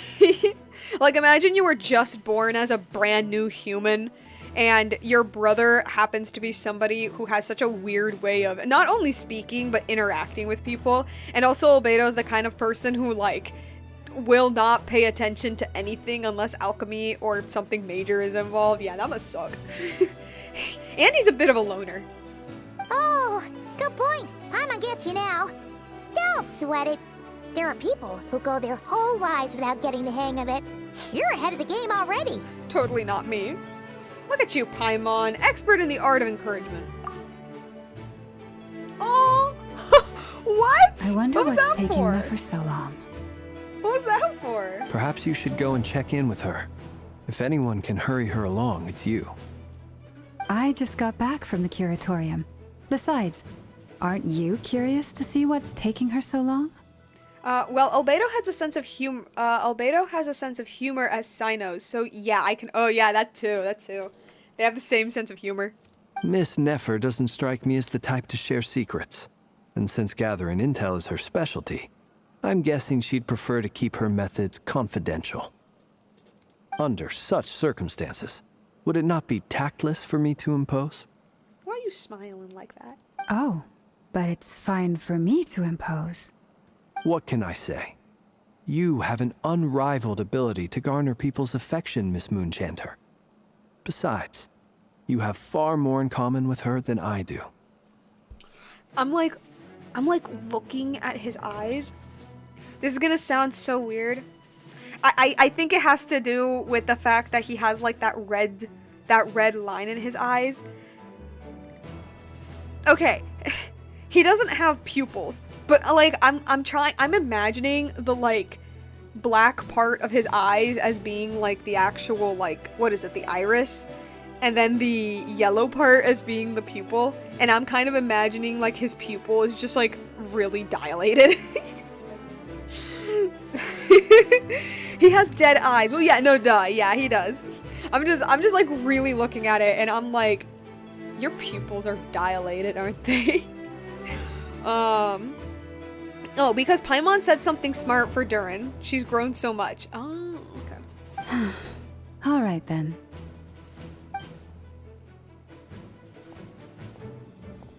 Impressive. She barely fought back at all. I admire your powers of persuasion, my friend. He's smiling. He's smiling. As I'm sure Miss Lauma will realize soon enough, the trick in life is to always pitch in with other people's responsibilities so that you can be selective with your own. Uh-huh.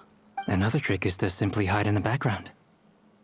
Wait, hold up. What? The trick in life is to always pitch in with other people's responsibilities so that you can be... Okay, that makes sense. Simply hide in the background. Okay. Spoken like a true sage. So they don't want to do the work, is that what I'm hearing? Anyway, looks like we've got some time to kill before the meeting. Let's take a little breather, folks. And feel free to chat amongst yourselves. We'll get down to business once the other two arrive. Alright, let's hear these combos. You're both awfully quiet. Why don't I start us off with an icebreaker? Much obliged.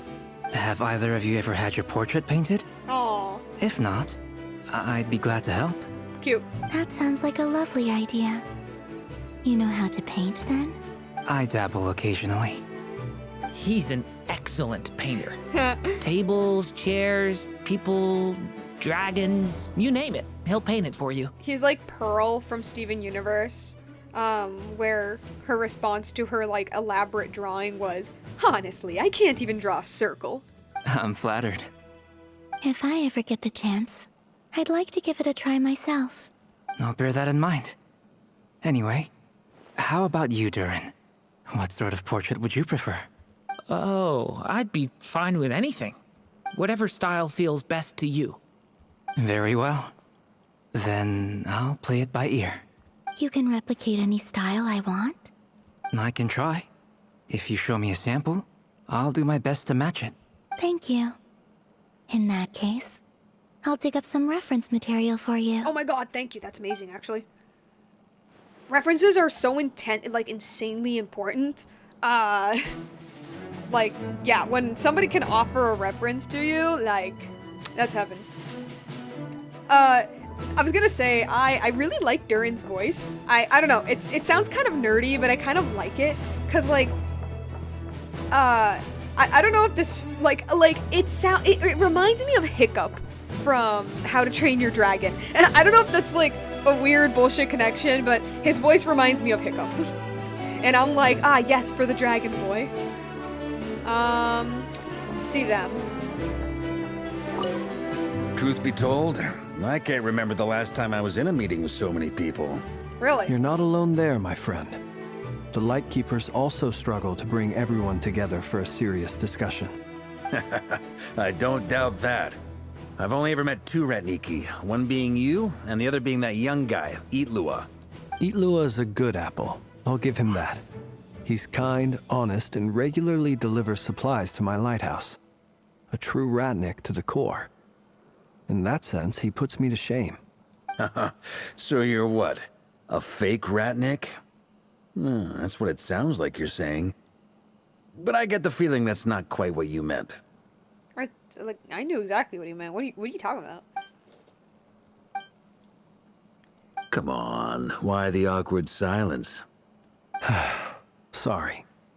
I'm not even gonna bother trying to hide it. You've known all along, haven't you, my friend? Oh. No. Now that was an awkward silence. Let's just keep this between ourselves. Probably best if Eatlua doesn't know, huh? That goes without saying. Gotta be careful what you share with youngsters, after all. Anyone else in the know? Let me guess.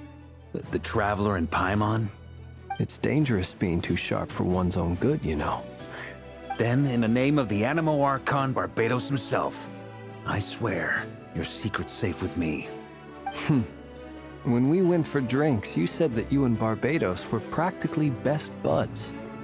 In the light of that claim, do you really expect me to take your oath seriously? Yeah, that makes sense. Of course. Just as long as you don't go spreading around the fact that I'm close with Barbados, all right? Fair, fair. Fair enough, then. Nothing like a bit of mutual leverage to seal the bonds of friendship. Bruh. Alright, so Varka knows that Flynn's is a fae. What's here? Handwritten messages? Yeah, sure. Let's see.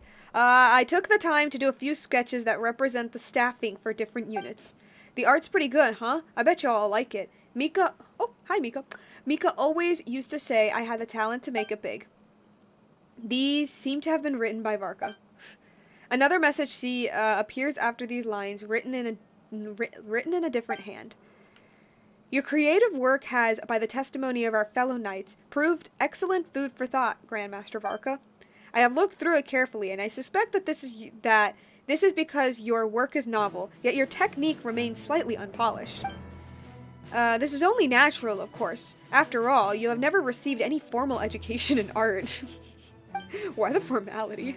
In accordance with the request that I have received, I shall complete a few new paintings to serve as mementos for everyone. P.S. Please understand that the Grand Master almost always has his hands full defending others, that his artistic capabilities are developed as this is a testament to the time he has spent alongside Spark Knight Klee, okay? The writer has signed off in the corner as Albedo. Y'all. I don't know, what, did he draw this? I don't know, I think it looks pretty good. Alright, let's talk to... What are you doing by yourself? So lonely. Is there something you'd like to say to me? Yeah, what are you doing here, my dude? Yeah, for starters, why'd you just show up here without even giving us a heads up? If you think back to our previous interactions, you may recall that that's hardly out of character for me. Yeah, I know, but this is an Archon quest. Like a real one. You do have a point there. Sorted out your accommodation yet? Oh yeah, you'll need to find somewhere to stay the night too, right? Want to tag along with us? You never know. We might get a group discount. Sure, let's do that. Great! Paimon will handle it. For real? And in return, we can get Dainslift to be our very own personal bodyguard. Paimon, you're thinking out loud again. If that's what you had in mind, you should have said so sooner. I'd be happy to help. Oh, okay then. Paimon was only kidding, but good to know. He draws the images from the screen travels that we saw, moving from one point to another. Anyway, since we're all here together, we might as well watch each other's backs. That's just what friends do, right? Indeed. Thank you.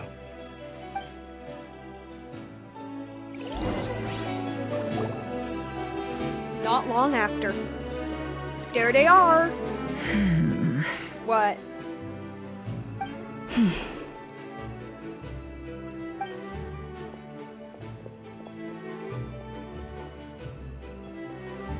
Ah, Miss Nefer. You made it after all. But what about Yehoda? I'm here to give you an update on how things are going on our end. Once this is over, I'll be heading straight back to continue my work. All right, all right. I left Yehoda back at the curatorium to watch over things while I'm gone. Huh. So much for just this once. Shh! Not so loud! We're on a roll here. What if she remembers and suddenly decides to back out? Did you say something, Mr. Varka? Huh? I didn't say anything. Right, Flints? Must have been a frog. They get so noisy around here Frog, at nighttime. frog, It's like they're putting on a concert in the background. frog. Anyway, before we begin, there's a few introductions to make. Let me start by saying that it's an honor to be speaking before so many distinguished colleagues and collaborators. First up, we have Miss Lauma. As Moon Chanter, she's the leader of the Frost Moon Scions, a local religious community in Krai. Then there's Miss Nefer, boss of the Curatorium of Secrets, an intel gatherer extraordinaire. Nefer is leading the investigation into Rarir's background, assisted by Yehoda and Lauma. From the little I've heard, they're making some great progress. Over here, we have Mr. Flintz, a ratnik and guardian of the abandoned lighthouse. In our last operation, he courageously distracted the Wild Hunt to buy time for the rest of us. For those of you who've never met, this is Mr. Albedo, a renowned alchemist and captain of the Knights of Favonius investigation team. By his side is a new face for us all, myself included, Mr. Durin, who has come to lend his aid. Next up, we have the Moon Maiden and former Fatui Harbinger, Miss Columbina. Then we have the Traveler, who's earned more titles than I could possibly hope to list out, so I'll spare you the rundown. And Paimon, the ultimate travel companion and quite possibly the best guide in all of Tevat. Lies. That's a lie. Paimon hasn't guided us since the beginning of Liyue. Wow! That's a lot of people! Great turnout! Miss Nefer, it looks like you might have another job coming your way, so, congratulations on the booming business, I guess. You think I haven't got enough on my hands as it is? Who's looking for me now? That would be me, Miss Nefer. I have a commission for you. Oh, he didn't introduce Dainsleif, did he? And you are? Who I am doesn't matter right now. What does matter is that I'd like you to gather more intelligence about the Rerir of Solnari. Well, it's not as if we never take on anonymous commissions. But in your case, I'll have to decline. I'm gonna take a wild guess and say your job's probably more hassle than it's worth. Something about you seems like bad news. She's looking deeply with in the diamonds of his eyes. She's like, I don't know. I don't deal with Conrians. It's my eyes, isn't it? Conrian, I assume. And what's with the mask? Are you trying to hide your identity? In any case, the fact that you're even still alive raises an awful lot of questions for me. My name is Dainsleif. Oh. And yes, I am from Conria. As I'm sure you're aware, the Rerir of Solnari's real name is Rerir. He was once an acquaintance of mine. He was a friend, and I kind of sort of in a sense made fun of him for being like the emo boy who ended up I was gonna come up with a funny phrase and I couldn't do it. I don't know. He was normal. He was a normal dude. Really? Then you must have been quite an influential figure yourself. You flatter me, but none of that matters anymore. My point was simply to clarify why I have asked Miss Nefer to investigate Rarir's background. Nefer, I don't like Conrians. So you're both from Conria, and it sounds like you used to be friends. What am I missing here? Surely you already know how he became one of the 5 sinners. Do you not? I'll tell you everything I know. The history of Conria, the names and identities of the 5 sinners. I remember it all like it was yesterday. I have never spoken openly of this before. But the truth was exactly as people say. The 5 sinners were each driven by their own desires, and it was by playing upon these that the Abyss tempted them to their fall, tearing Conria apart in the process. The visionary, Vedifenir, who wished to foretell the future. The wise, Haroptatir, who sought limitless knowledge. Gold, Rheindotter, who desired to create life. The foul, Surtologi, who pursued supreme strength. And last, but not least, Rarwr of Solnari, Rerir, Ravager of the Moon. Of the 5, Rerir is the only one who remains a mystery to me. He never harbored grand ambitions. So what changed in the space of a single night? How did he come to fall like the others? In other words, you're saying that his change came as a shock to you, and you have no idea what actually happened? That's right. You mentioned how the Abyss tempted them, which led to their fall. But what did that look like in practice? And what other context can you give me about the events of that time? The more detail you can give me, the better. Strangely, now that it comes to it, I hardly know where to begin. Convenient. The fateful night took place during the era of the Eclipse dynasty. One day, my elder brother, the visionary, Vedifenir, was summoned to the palace by the Vinster King, only for the king to gouge out his eyes and cast him into the dungeons. Whoa, okay. You said, wow, that was a very casual way of dropping that. Or is this literal, or? When I came to hear of this, my fury knew no bounds. Okay. I gathered together every ally I thought I had, and together, we set a night to storm the palace and free Ved. Go to bed. Centuries on, the memories of that night still haunt me, like a never-ending nightmare. We broke through the palace gates, just like we had planned, each striking towards our separate targets. But then, I was betrayed. Even Vedifenir, the very person I had come to rescue, abandoned me. And partook of the Abyss's power. It's like top 10 anime betrayals. So, is that old? It's personal after all. Is that meme too old for you guys? Then tell me, Mr. Dainsleif, what price are you willing to pay? You, of all people, must know that nothing comes for free. I cannot say what price would be worthy of such a commission. But know this. Rerir was not always a madman. Believe it or not, there was a time when he was just an ordinary man, working for the Conrian Intelligence Service. Yes, I know. Can you give me any more information? Uncovering the truth of Rerir's past is the only way to unravel this mystery. But before you decide if you will accept my commission, I will tell you more about him. Enough, I hope, to help you plan your next move. Sounds pretty good to me. Feels like we just flagged down a random passerby, only to discover he's actually a master strategist who has a score to settle with our enemy. Crazy!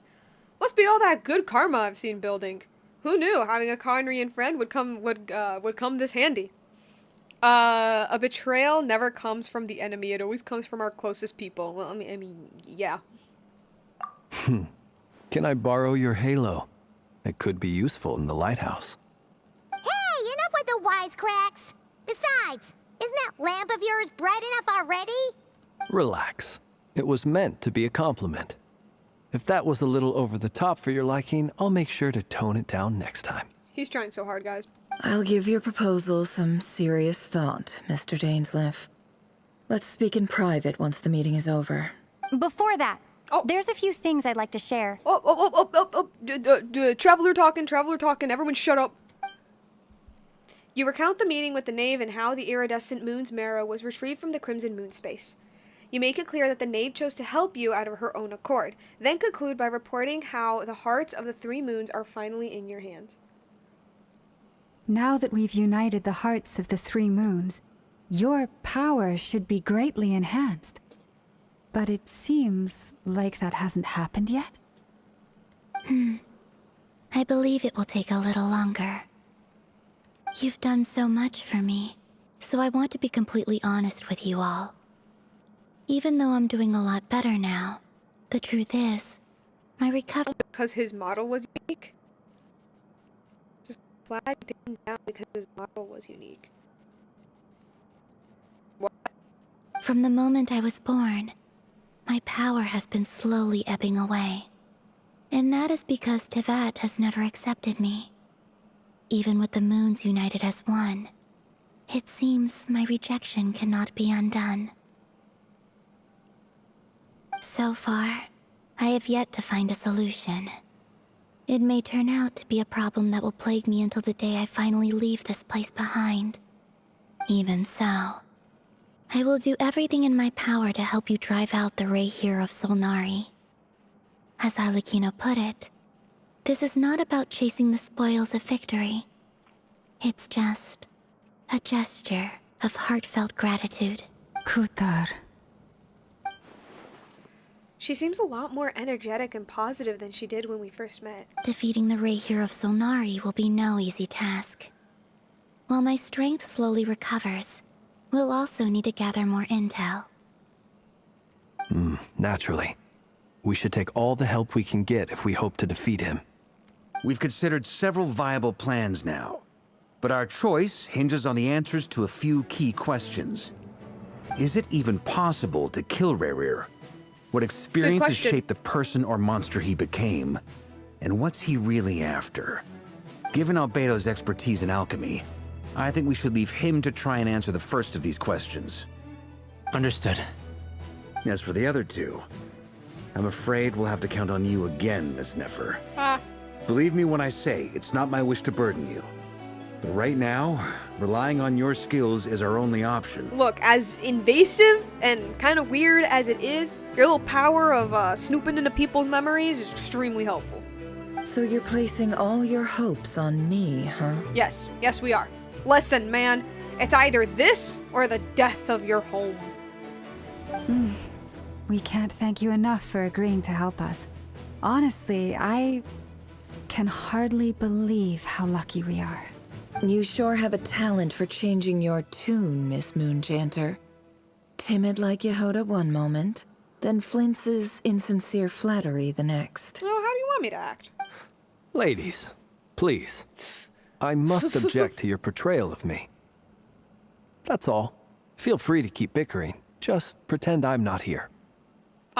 Okay. He's trying so hard. I almost don't want to leave this room. I'm curious to see how this plays out. I have faith in you, Miss Nefer.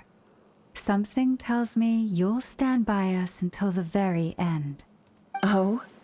And what makes you so sure of that? What if I suddenly decide that my compensation is insufficient? This isn't about the money. I can sense that you've got a deep-seated distaste for Rerir. And knowing you, that alone is motive enough. Look at them getting along so well. Like two peas in a pod. We're like two peas in a pod. And I'm the one they accuse of insincere flattery. There is no justice. Dang.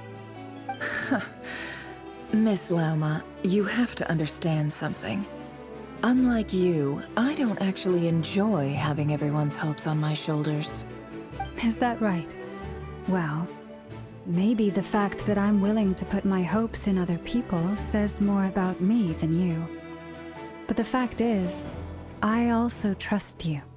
And that's because I know that you're someone we can count on. Anyway, we've got our plan, so let's get moving. Mr. Dainsleif, let's talk. And Traveler, once we're finished, if you've nothing else planned, I'd like you to come with me. Oh? This whole experience is teaching me a lot. For instance, I now know that when other issues come up in the future, I'll have far more luck getting Lauma to convince Miss Nefer than trying to do it myself. Hate to say it, friend, but that's one of the funniest things I've heard in a while. I mean, it's true, isn't it? Also, smile. Why? You think I've got it wrong? No, you have it perfect. Quite the opposite. But what makes it so hilarious is how long it's taken you to realize. Nefer and Dainsleif converse intently for quite some time. From the gravity of their expressions, you can tell how heavily the next stage of the plan weighs upon them both. After a short chat, Albedo and Durin head off with Varka on what they describe as a sample finding mission. Lauma steps out for a while and then comes back loaded with emergency medicine. She tells you that while people rarely expect to get hurt, it's her duty to be ready when they do.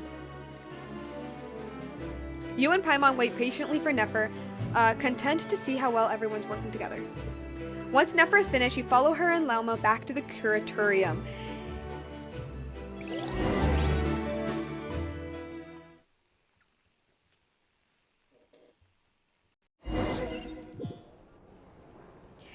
And I think that is where we're going to end the stream, because this is very clearly going to take us to Rerir's next flashback, and as I have already been told, is a pretty long one. So I think we're gonna wait for that for next stream. Let me just get my stuff. Let me just get all the stuff that I recently got, and then we can chat about what's up. Although I don't really have too much to really think about right now, but we'll see. It is long, yeah. I figured. No Rarwr this stream. Yeah, that's what I realized. Like, I was so sure we were going to, like, I don't know. I was so sure like we were just gonna have more about him, you know. And so that's why I like plopped the thumbnail, all of that. And it wasn't. And so I'm like, oh, well, whoops. Oh, well, maybe I can use the same thing next time. I don't know. Okay. Alright, let's go to the spooky infinite void. Let's come over here. I guess I'll use the Indian guitar, for next stream. So, let's get back to our classic. Oh, okay. Let's go back to our classic, Columbina music. Hold on for a second.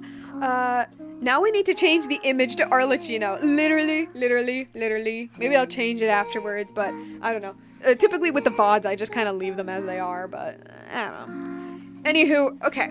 So, currently right now that I'm, like, what I'm thinking of, I can't really think of anything too specific, to be honest, to really ramble about. The thing that I mentioned with the Fatui and the Commedia dell'arte, I kind of already mentioned that. With the, how in the, like, in the traditional Commedia, you know, Piero is after Columbina, but Piero is a sad clown. The Harlequin is a much more, like, energetic clown, so Columbina is typically more, smitten with the Harlequin. And how I mentioned that, like, I feel like Genshin is interpreting, Columbina and Harlequin's love story with Arlecchino and Columbina's, friendship. And I think that's adorable, it's super sweet, I love that. And now I am really curious about how Piero fits into all of this. Because I already mentioned Piero has some connection with Arlecchino because, again, Conrian, Crimson Moon, he straight up told Arlecchino that she's from the Crimson Moon dynasty, all that stuff. But I wonder what is his deal with Columbina, if there even is one. We don't know. It's probably endgame stuff, I don't know. But there's that. The whole Crimson Moon thing, really cool. It's really cool, how, like, they're bringing up, like, the books and stuff. We're like, really getting deep in the weeds, which is good, because that's what they advertise Krai as.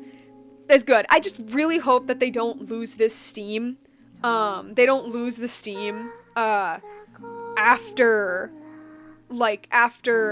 I guess, like, Act 5 or something. I really hope they don't, what is it, Piero, which one was he again? Mustache Man? No, he's the guy with the mask. Yeah, he has, like, a mask on his face. I want Pulcinella playable. I would love for the mayor to be playable. Y'all need to understand. Like, such a completely different model specifically for him, which makes me feel like he's not gonna be playable because, I like for Pantalone, I think it would be super, super fun if, he didn't have any sort of, because I know he doesn't have a vision. I would love it if he didn't have, like, any sort of power, but if he is playable, which we don't know, we do not know, if he is playable, then he's obviously gonna have some sort of power. What if they make him a physical? Anyway, this is not Dottore. That is not Dottore. Yeah, no, that's not Dottore. It's like the guy with, like, the white hair. He kind of looks a bit old. Well, old in Genshin standards. But, yeah, so I really hope they keep this, like, steam going. I would like a few more breaks here and there, but I do like the stream, this, like, thing that they're doing right now. Because it's a lot, but I feel like it's very needed, because a lot of what they're saying now feels like stuff that we should have learned earlier, which, to be fair, like, can I really critique it if Krai was literally, meant to be that fix? Like, they realize that they kind of aren't presenting the lore in the best of ways. Krai is basically supposed to be the fix to all of that, so we're ready for Snezhnaya, blah blah blah, all that stuff. So the standard tall man, yes, I guess. Yeah.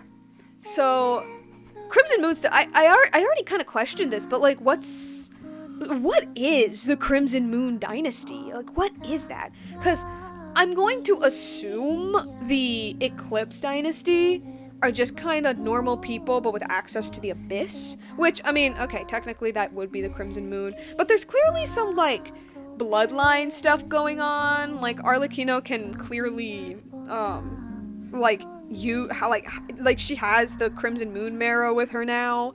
Like, it's very clear that, like, there's some really close connection with the moon, but I'm trying to figure out, like, what exactly is that connection. Because the Crimson Moon is the iridescent moon's corpse that has been fucked over by the Abyss, right? It's not the actual iridescent moon. And now, like, thank you to Arlecchino, I, like, explained it, that, like, they worshipped the moon, but it was less of worshipping the goddess and more so worshipping the thing that allows them access to the Abyss. Yeah. Which, as we all know, ends very well. So, I don't know, I do wonder that. I was wondering if, the Crimson Moon Dynasty, or at least, like, the people of the Crimson Moon Dynasty, are actually the orphans that Arlecchino mentioned that went through this, like, death and rebirth ritual. That was something that I was thinking of, because, like, you know, there was this whole ritual about passing through a fireplace, basically being reborn, having to admit that you died, and Arlecchino herself mentioned that the fireplace is symbolic, and that it is connected to her flames, which is, like, that boundary. Which is clearly connected to Renova in some way. It's so clearly connected to Renova somehow. Yeah. And so I started to wonder that, because a lot of people have noticed that Arlecchino's eyes, you know, they have, like, the X's in their eyes. And a lot of people think that that is supposed to represent that, like, she's supposed to be dead. She's not, but she's supposed to be. Something like that. Because, what is this? Of course, even they are a different dynasty. A Conria is always a Conrian. Well, like, what I mean, what is their exact connection? And I'm starting to wonder if they're, if they are those children who had to go through that ritual. Because yeah, like I said, Arlecchino has the X's over her eyes. She also has like a glitching animation in her idols, which, yeah, she has a glitching animation in her idols, and so a lot of people start to think that she, you know, she isn't dead, obviously, and for all intents and purposes, she is a normal human, but she isn't supposed to be alive in a sense. So, and so people think that she has the X's in her eyes. You know, kind of like how cartoon characters, when they're dead, they have X's in their eyes. So people think that the X's in her eyes are supposed to represent that she's not supposed to be alive. She is, but she's not supposed to be. And now we see that I'm going to assume all of the people of the Crimson Moon Dynasty had the X's in their eyes. And considering that, the children, the Descenders, or, well, not Descenders, well, they're trying to get Descend, the children from beyond, the children from beyond have to go through a ritual that puts them through the boundary of life and death, and they have to claim that they are dead, and they are branded, because Arlecchino mentioned they're branded. What if, like, in terms of, like, fate, I guess, like, in terms of, like, the cosmos of Teyvat, they are dead. I guess, I don't know. That's what I'm thinking. I'm kind of theorizing that is the exact, like, thing they have. I don't know if my theory has any legs, but it is something that I was thinking about. Especially since Parent Harry, the book, which is named after the protagonist of that book, Parent Harry, and then there's Arlecchino and her real name being Rerir, so there's clearly some connection there. And Parent Harry in the book, he isn't like royalty. He was an orphan from beyond. He was an orphan who was raised in an orphanage, and then I think he became like a knight, if I remember correctly. So I'm wondering, like, is the Crimson Moon Dynasty, like, I don't know. Well, since the goal was for them to be Descenders, because that was their goal. I don't think any of them were actually Descenders, but that was their goal. It would make sense that these orphans would be treated in a royal sense, since they're supposed to be the beings that, like, shape the world. Kind of like how the sibling was summoned to Conria, as a well, maybe not they're not a Descender, but, like, they were summoned to Conria for a very similar purpose. And they were buddy-buddy with the Vinster King, you know? Like, so, that's my theory. That's my theory with that. Durin! Durin's there! Unfortunately, I don't really have much to say about Durin, other than, I don't know, I love his design. He's really cute. I love his wings kind of, like, acting as, like, the tailcoats of his, like, jacket. That's cute. I like Durin's voice. It kind of reminds me of Hiccup from How to Train Your Dragon, and maybe it's a bullshit connection, but I think it's adorable. I love that Albedo calls him brother. That's super cute. Yeah. Let's see, what else? Man, I guess I don't really have much else to say other than things are kicking. Characters are starting to appear. We're starting to, like, team up with all of these different people. Varka's the leader of everything. Everything's just kind of cool so far. This is definitely set up. This stream was definitely set up. Oh yeah, Columbina getting her, like, getting some of her power back. Yeah. I don't really think I have anything else to say, honestly. Like I said, this is just, this is more so of, like, a preparation. We are waiting for the R. For the Rarwr?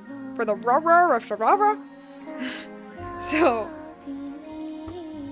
yeah, no, I mean, I guess that's more or less all I got. The emo boy will return. Hopefully he will. I mean, we're gonna be looking into his backstory now. So, the Rasheer Solnari. But, no, I think that's more or less it. It's just really cool seeing all of these different characters. Let me tell you, having Albedo speak with Arlecchino, having Albedo speak with Arlecchino, speak with Lauma, speak with Varka, it's really cool. And, like, we all know that later on we're gonna have Alice, and we're gonna have Scaramouche, and the Doctor, and it's crazy. It's so crazy. I just really, really hope Genshin doesn't drop the ball. I really hope they don't.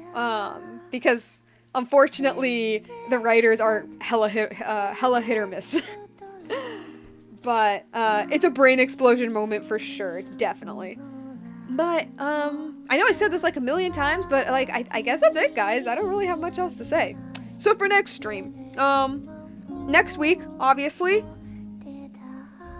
Actually, yeah, that's pretty much it. If I can, next week.